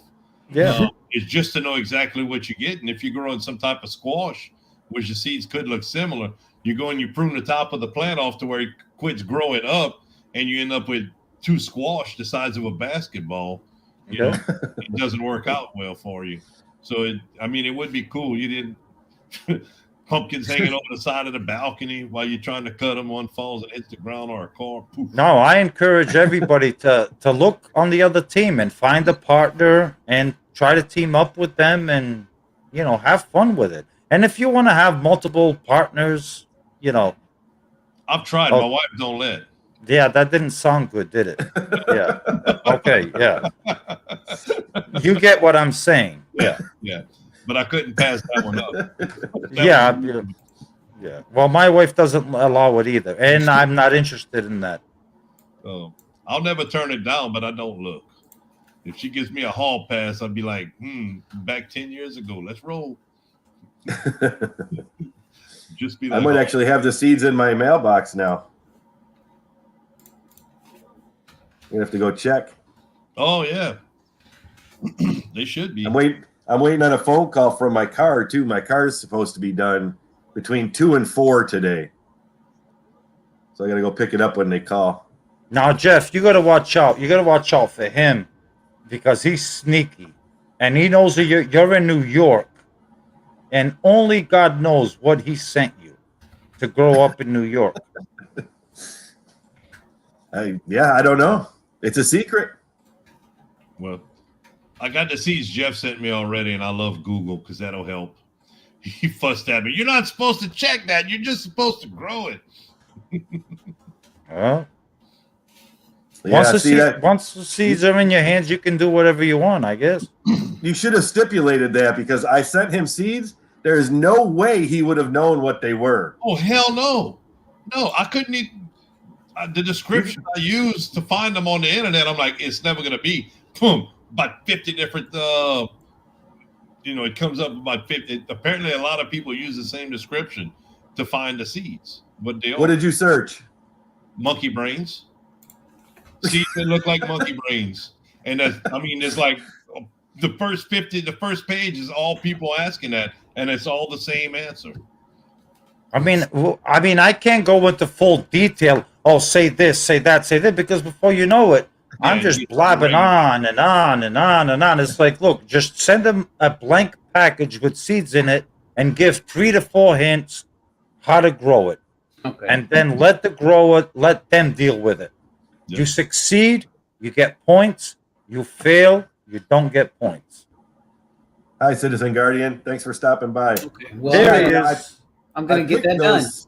I picked those seeds Comic specifically because you wouldn't be able to know what they were unless you've grown them. I don't even know how to pronounce it, much less know what they are.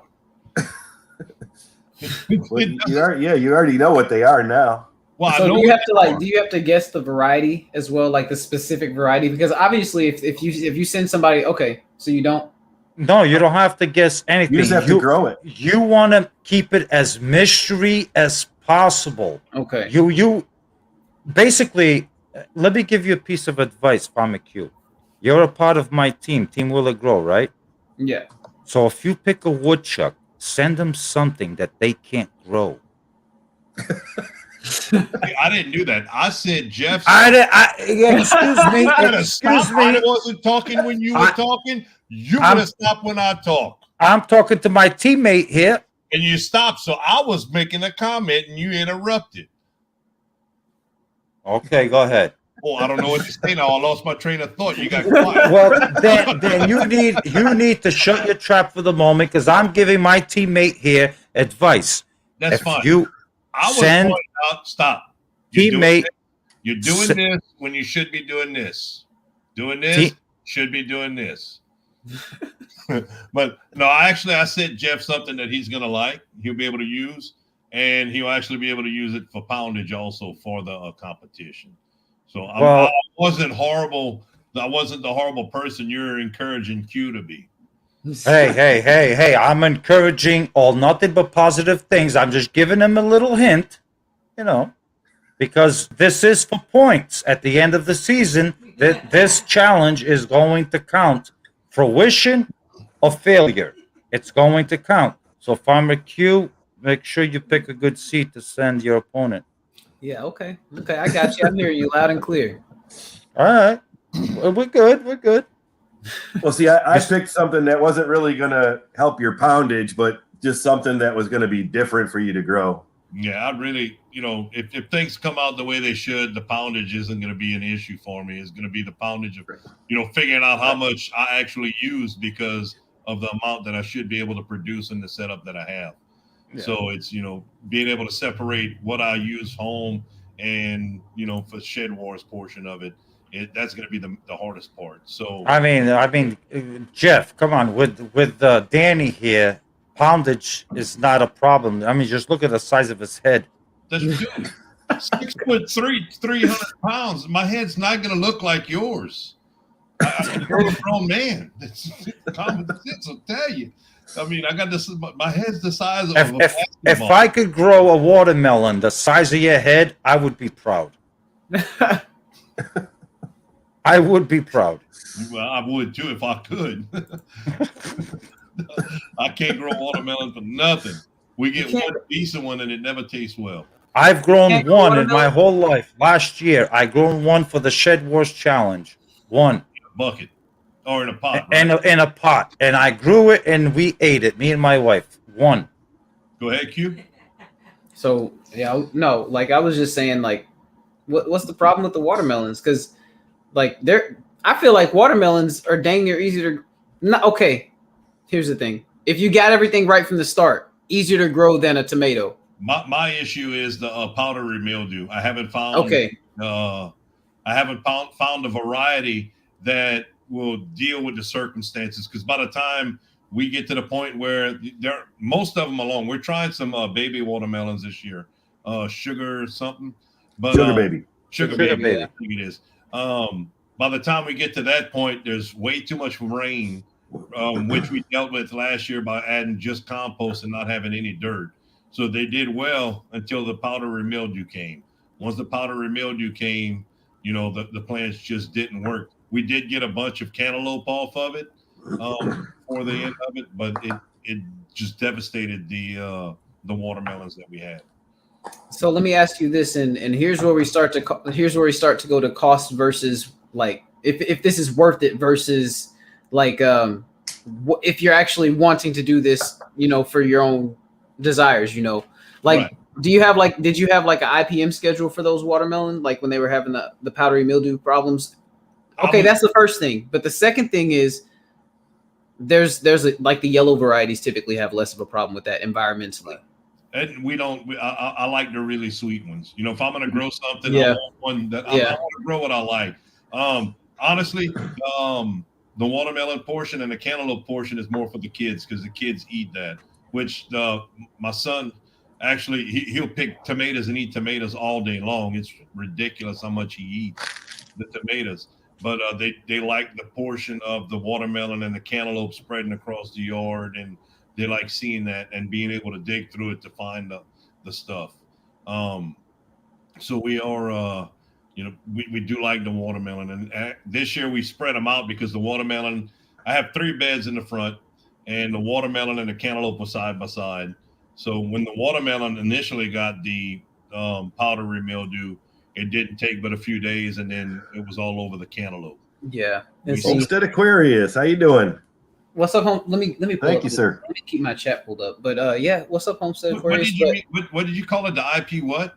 IPM. So I'm sorry. That's just I've had certain things beaten to my head so many times that I just say it a certain way, but I'll like an integrated pest management schedule. Okay, yeah. Like and when I say pest, I mean pathogens, like whatever, So like powdery mildew, like obviously like when you have dense leaf foliage concentration, plus you're in humidity, I'd call that the humidity capital maybe of the United States if you had to call Louisiana something like that. Yeah, no doubt. We breathe water in the middle, August, we're breathing water when we're breathing. So yeah, and I'm like, and that's what I'm thinking about really. Like we can get all fancy and bells and whistles about an IPM schedule, but I'm really just thinking about your environment and how much of an IPM schedule and how much it would be worth it or not for you to actually integrate something like that, for you to actually have okay, let's just say you could get rid of your IPM your powdery mildew problem. Right. Like, is it worth it for you to do that?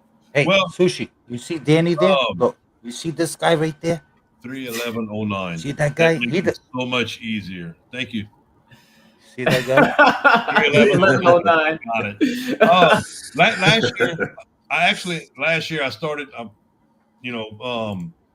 I worked. My schedule was 14 and 14. But I went offshore in January. Basically, didn't come home till July. I'd come home for a night, then I had to go back. There was a guy that was sick opposite of me. So the only pest management we had was we sprayed neem oil 1 week on Sunday, and then the following week we'd spray BT.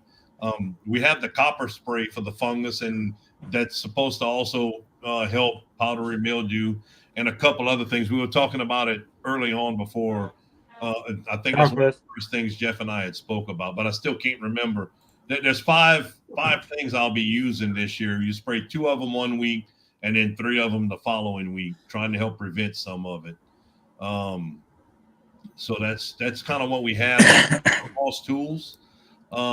They did a video on it, and I'm going to be following basically the same schedule that they're using. So I'm going to drop that ancient Chinese like secrecy on you, and it's not really secrecy, but like the thyme oil, thyme oil and clove oil that are grown and are very, very high concentrated. If you have a very high concentrated oil of clove and thyme and you vaporize that oil, it has a reproductive canceling effect on fungal pathogens in the atmosphere. And it's very effective. And not only is it very effective against that, but it can so when you vaporize thyme oil and you vaporize clove oil, those oils. So some oils have like more of an absorption effect on plants. That when you apply them to a plant or when you apply them to an environment, they absorb into it easier.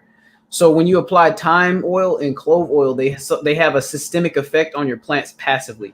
So what I found is indoors, when you apply this vapor, not just when you spray water mixed with oil, but vapor, when you vaporize this stuff, and that's just with the misters, get the misters that can really make that stuff really, really fine. Right. Like when you vaporize that stuff, even with the foggers, because I got a freaking fogger that I use for clients and shit. Oh, I'm sorry, excuse my language. When I use for clients and stuff like that. But yeah, if you vaporize that stuff, man, I'm telling you, I've been able to with the hand sprayers indoors. Like I've experimented with this too. I've put fungus gnats into my environment in a highly organic environment, basically a no-till indoor environment, and I've applied that oil-based mixture, and I've been able to not only get rid of the fungus gnats that were present, but get the grubs to die, and then get the eggs to not be effective without using neem oil.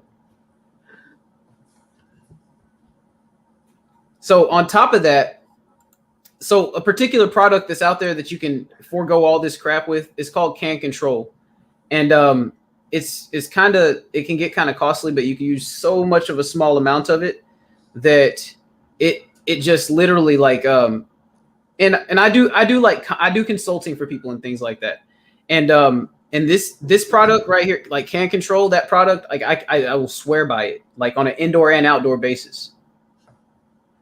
Like if you have aphids, if you have like white flies, anything like that. And the thyme oil and the clove oil inside of that particular component is what's driving the fungal pathogenic and the fungus gnats aspect of it. But it actually has other things in it, and it's all organic and everything. That it literally just like it's the most effective spray solution I've ever used, and I've used a lot of spray solutions in my time.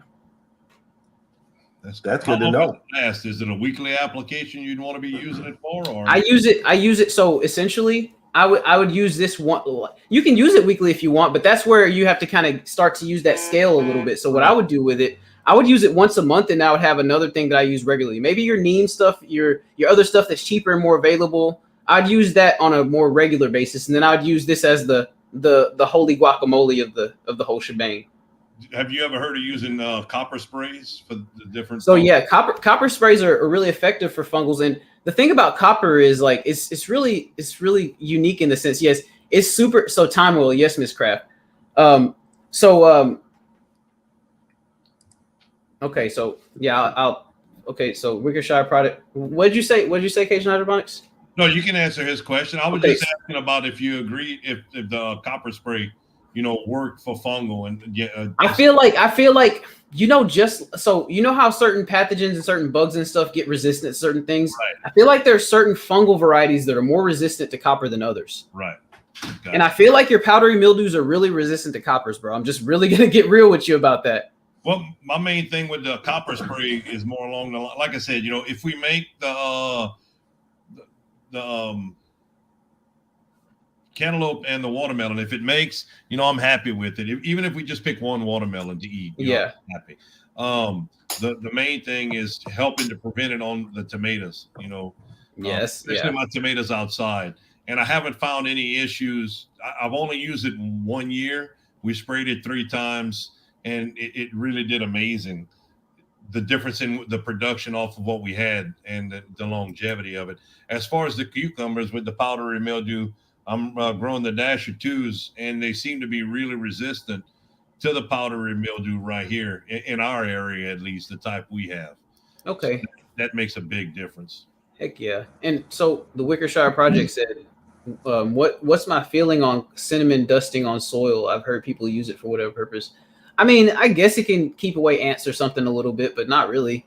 But I think that, I'm not much versed on cinnamon, so I'm not going to sit here and I'm not going to sit here and get all technical on that because I've not really used cinnamon in that regard, but I've heard of it having like ant repellent properties and stuff. I've used cinnamon on seedling trays before.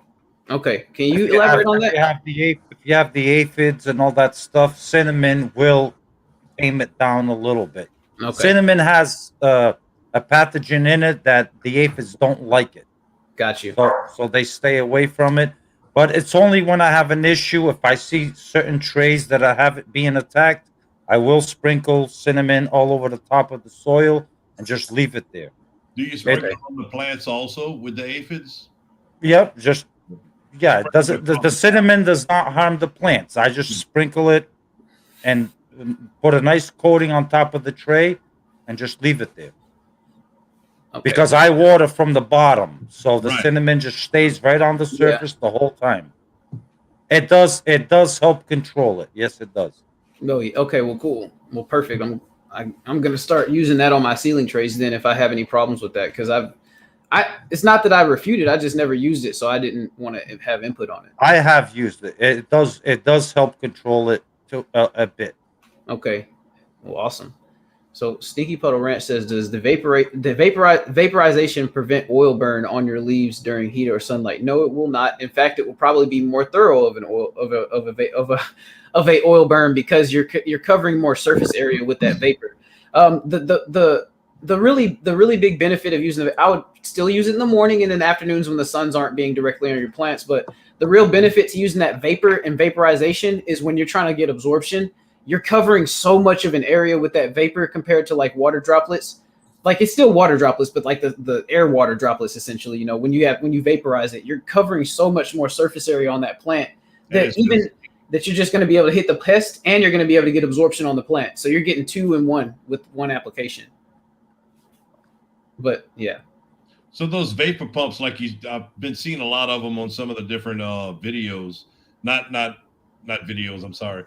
Commercials. You know, the guy got it on his back and he's walking around, and that's the type of vaporization you're talking about. That taking the So fog, essentially making it into a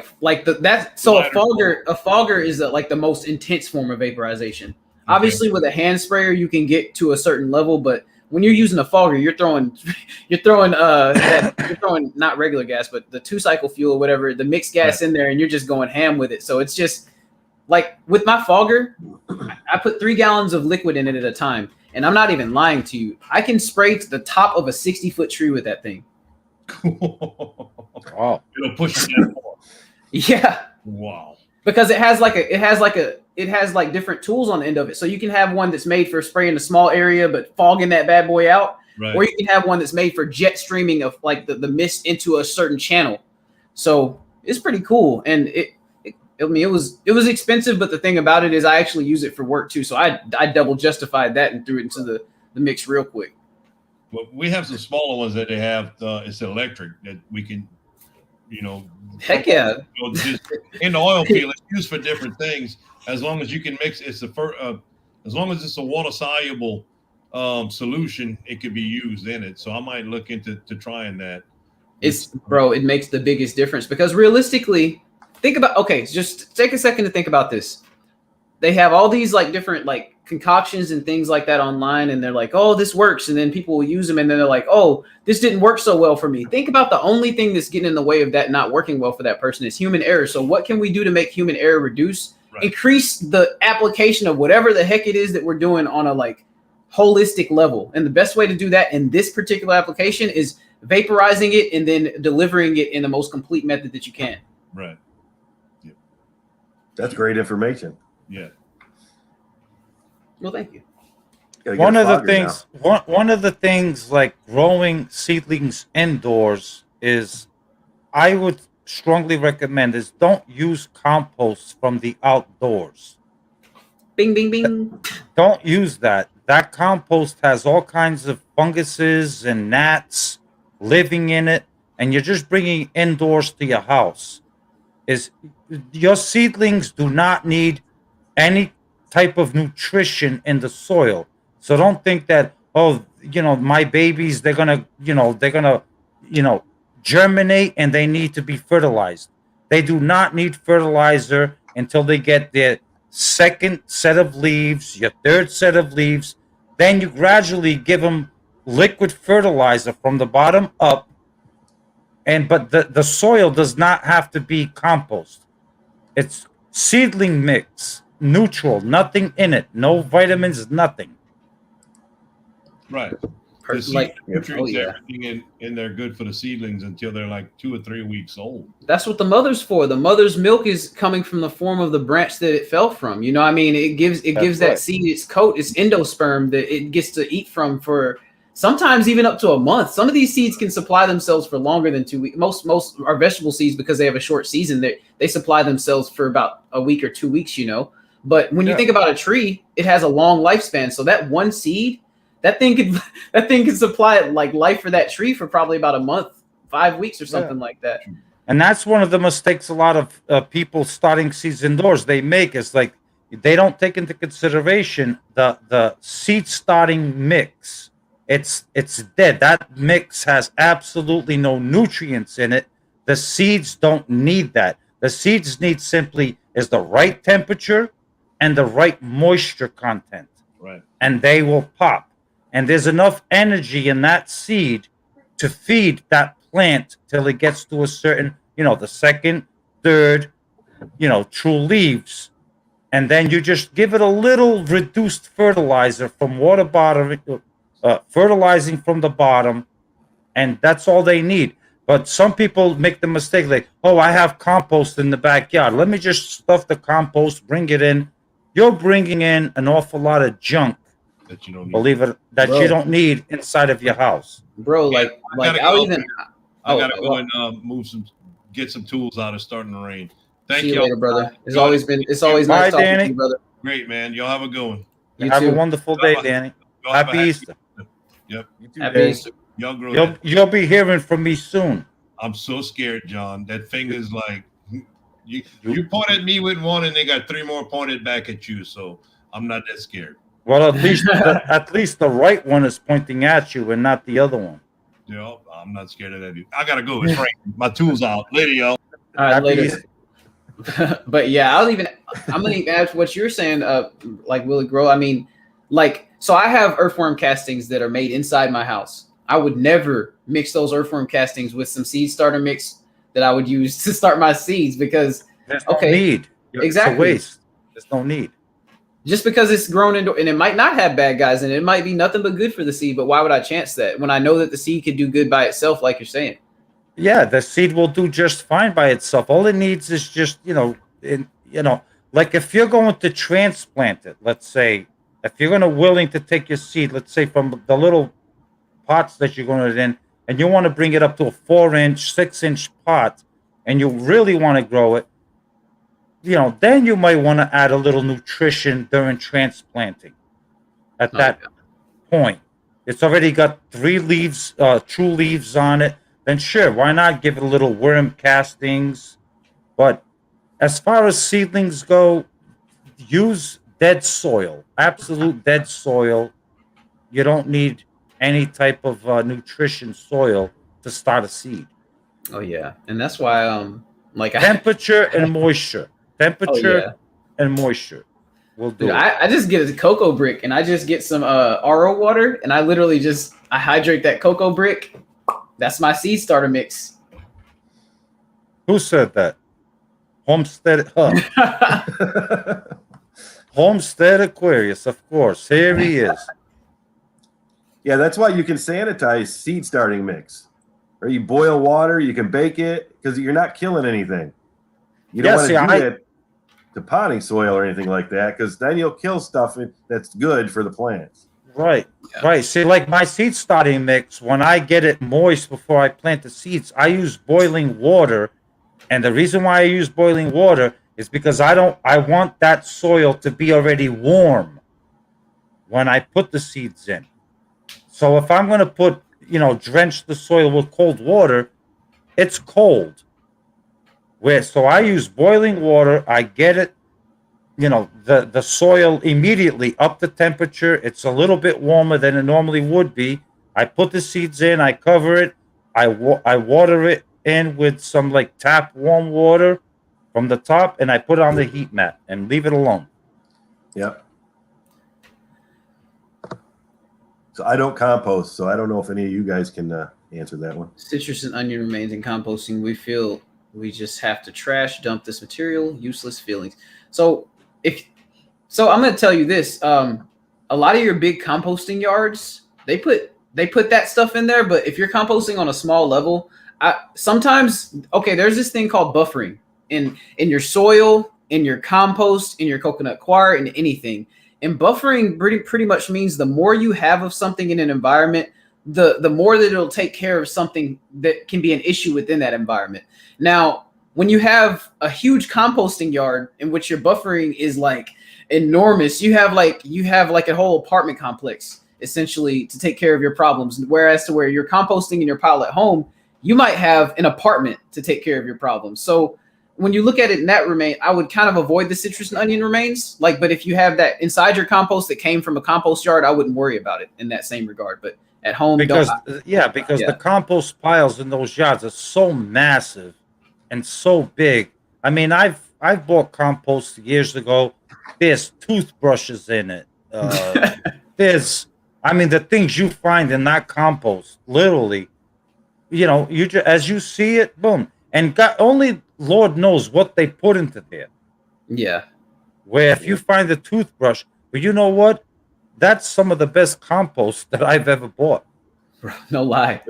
So my I used to work for the city that my stepfather works for now, and basically when I worked there, I put in a good word and I got him a job at the composting side of the facility, and he delivers compost now for them. And needless to say, he gets to actually go on the yard and he gets to see what they put in it. He gets to see all of it. He gets to see the whole process, and he sends me pictures. I got pictures on my phone right now, and and it's not like, you know, it's not disgusting or anything like that, but you see stuff in that picture that you're like, you're not supposed to compost that. What? It's like, you'll see some little scraps of little meat here and there. You'll see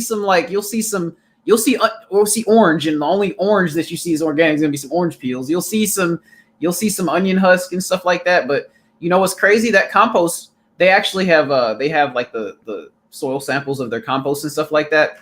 It checks out really well. When it goes to that thermal process, it's good. I mean, the meat part of it, I mean, a lot of people ask the question, can you put meat into your compost? I personally don't, because I don't want to attract rats and rodents to my compost bin.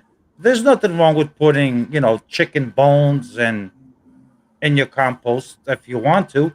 You know, they will eventually break down. They will add some kind of benefit, you know, in the form of calcium when it breaks down and gets decomposed. But all you're going to do is really, you're going to attract rats and raccoons and possums. You know, that's all you're going to do. So that's why I would recommend is, no, don't throw chicken bones into your compost pile. If you want raccoons and rats, then sure, eat your steak, eat your ribeyes, and whatever's left over, throw it in there, and the rats will have a feast. Yep. But you know, the thing about the chicken bones is funny you say that, because I was thinking about this, because I'm a crazy guy that literally just will, because this is like, so gardening is something that I do as kind of a profession and part of my career, as well as like something that I'm crazily obsessed with and I love. So I'm the guy who will take eggshells and I will literally like I'll take them and I'll crush them. I'll crush them and I'll crush them and I'll crush them into where they're like, and I'll make them into they're all just short of being a powder, and then I'll give them to my worms and I'm like, there you go, there's a treat, guys. Like I'm just that kind of I'm that kind of crazy. So, but being that kind of crazy, what it does, it translates when your thoughts start to complete themselves as you get older.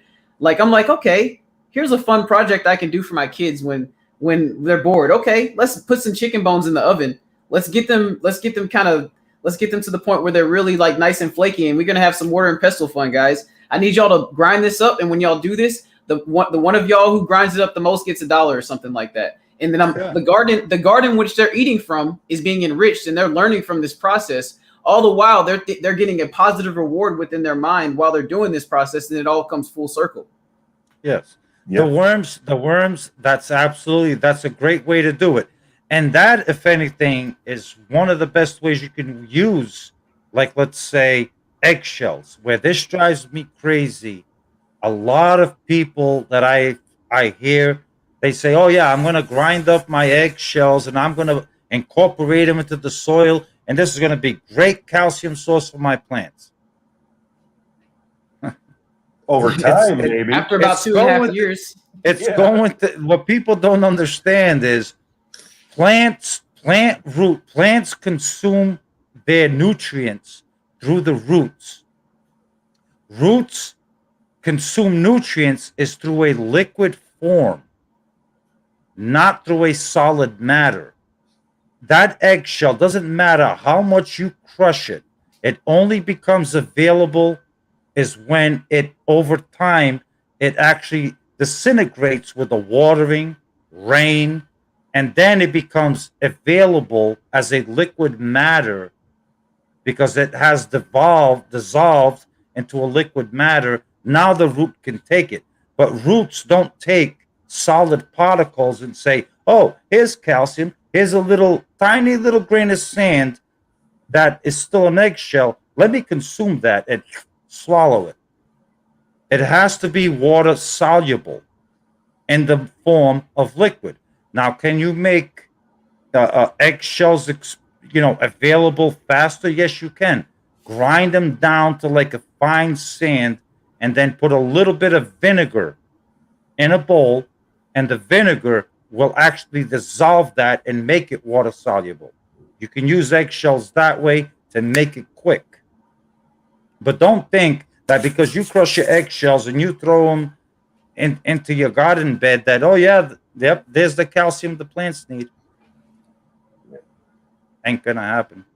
Yeah. Because if that was the case, I have billions of oyster shells that I could just say, okay, let me crush them up, throw them into the garden. Yeah, that'll be calcium, awesome calcium in 10 years from now. Yeah. Oh, yeah. I hope it won't die. That would be terrible.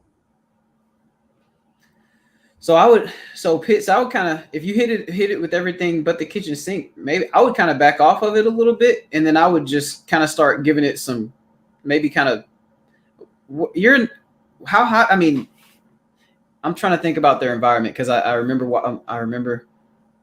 Okay, well, I would honestly kind of back off the nutrient end of the spectrum, and then I would just water it to just moist. And then I'll just let it kind of chill for a little bit, because a lot of your trees, they live their lives a lot longer than your vegetable things. So they take in things a lot slower, and they go through their processes a lot slower. So when you see something happening, that actually happened probably about 2 weeks ago, maybe 2.5 weeks ago. Whereas if you see something happening on a plant that is seasonal, like, so say you see like a calcium deficiency on a plant and you're like, oh my gosh, I have to do something about this in your garden, right? On a vegetable garden. That might be 2 days old or 3 days old, like where the plant is now showing you signs of that, where a tree is going to be 2 weeks or 3 weeks old for the same kind of a deficiency problem. So it's kind of tough with trees. And that's why I really want to educate myself more on trees, because I really want to be able to help people more with that, because I definitely feel like I'm lacking in that aspect of knowledge, Yeah, with trees myself, I don't have much knowledge about fruit trees. So, I mean, I don't grow many fruit trees. I cloned some nectarine trees, but as far as how to actually grow them and take care of them, Well, growing and take care of them, I'm gonna tell you, it's the easiest thing in the world to do. If you just start from, if you get like a tree mix, right, basically, like that is like basically decomposed or wood-based compost, like with some aeration in it. Now you get that, and then you top it with so some yards will sell landscaper mix that's like compost mixed with wood chips. So you put that into there, and then they basically trees like to have slow nitrogen. They like to have really slow nitrogen. So if you can slow that process down, you know how when they say, like, for a vegetable garden, they say don't mix wood chips into your soil layer or whatever, because it's going to cause your plants to get like the nitrification of the wood chips is going to slow your plants down. The carbon's going to seal the nitrogen. Yes. So the same process, you can have really heavy nitrogen stuff inside of tree mixes and stuff like that, but you have to offset it with the carbon. So trees love the environment in which carbon exchange is happening at a perfect rate. Now, they love that because the fungi that's facilitating that process is allowing that to happen. Now, that's where I'm like, take the wheel, nature, because I'm like, I know how to facilitate the fungi having the good environment to make the process happen, but I'm not at the point to where I've manipulated it all the way down to me playing God in that situation yet. You get what I'm saying? Because right now, because the fungi, they do everything, and they don't ask questions. Yes. They don't need me for nothing except for me to give them what they need to do the thing for that I want. You give them the environment, and they'll take care of the rest. Yeah. And with vegetable gardens, the process is happening so much faster that your hands are more involved in that process. Right. Well, vegetables, the life cycle of a tomato plant is a lot shorter than, let's say, a tree that's going to live for 30, 40, 50 years. Oh, yeah. And they'll like for real, and it'll take a tree 3 years to die. That's the craziest thing about it. That gives it plenty of time to try different things to rejuvenate that tree and keep it going. Oh yeah. I mean, a tomato plant, you plant it out at the wrong time, you get a frost in early spring, that thing is toast. Oh yeah, for sure. But I mean, a tree will wake up when the time is ready. Mother Nature will let it know, hey, start growing. And if there's something wrong, then you just have to analyze, okay, why is this tree not doing so well? I mean, I'm not an expert on trees, so I'm going to shut my mouth right there, but it's the basic common sense thing to do is, why is my tree doing bad? Well, something's wrong. I'm doing something wrong. Oh, yeah. And that's why I go to the community and okay, hey, what's wrong with this tree? That's what the community's for.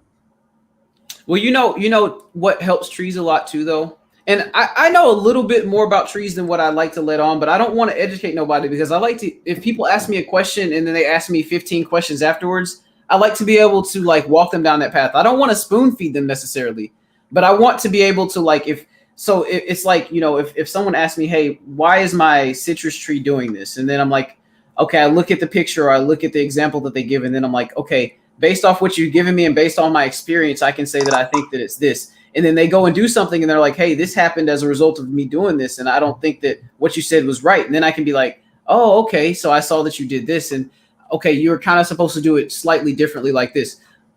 And that being said, I don't have that kind of knowledge on trees, but I do know enough to say that so you know how you do foliars for different plants in your vegetable garden and things like that? You might have like a kelp foliar or something like that. You might have like a foliar that's going to enrich the plant.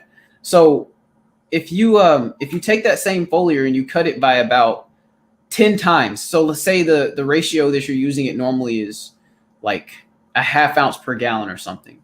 So you take 0.5 ounces per gallon and you use that foliar for a tree, that you can get nutritional benefit to the tree a little bit easier. So just like the processes of the vegetable garden are happening faster and the trees happening slower, you can manipulate the nutrient giving process by cutting the nutrients by such a level that you can make it available for the tree. Because the tree still has a stomata, it still has chloroplast, it's still a plant.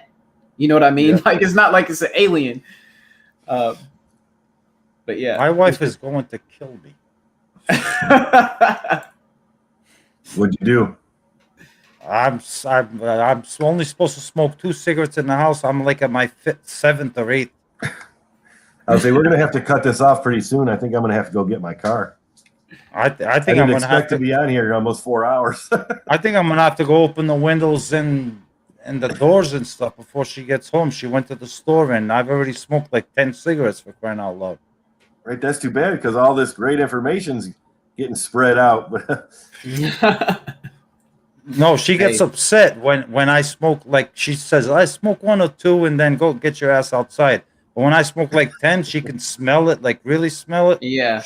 I get in trouble. She don't like it. Your wife has it easy. My granddad used to smoke those big old like stogies in the house, man. Like right in the living room.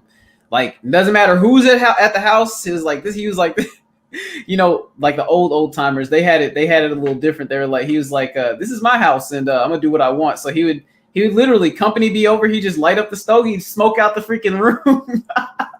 Yeah, that was my father too. It's like, it's my house. I smoke when I want. It's like, okay. Yeah, but out of respect, she goes easy on me. She's like, yeah, you can smoke 1 or 2, but go outside. So. Hello, Danielle.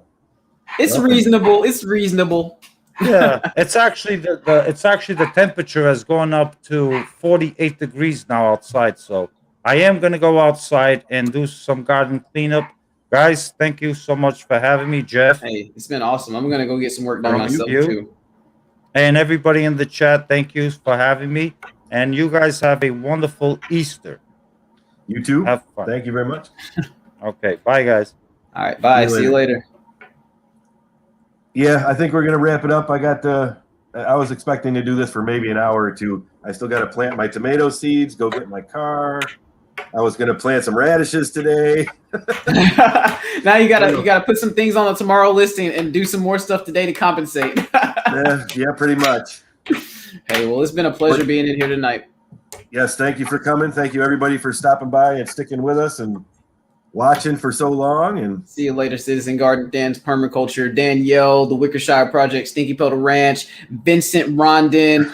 Just doing a quick. Let's do this quick. Miss Craft, Small Space Gardening and More, Pit Stop Kitchen and Garden, the Wickershire Project. Lori's Project, Chris Curdy oh, hey, I messed it up if I didn't do Barnyard Chicken, but hey, y'all have a good night. Thank you. Hi, everybody. Thank you very much for coming. And don't forget, get out there and grow something. We'll see you guys on the next one. Later.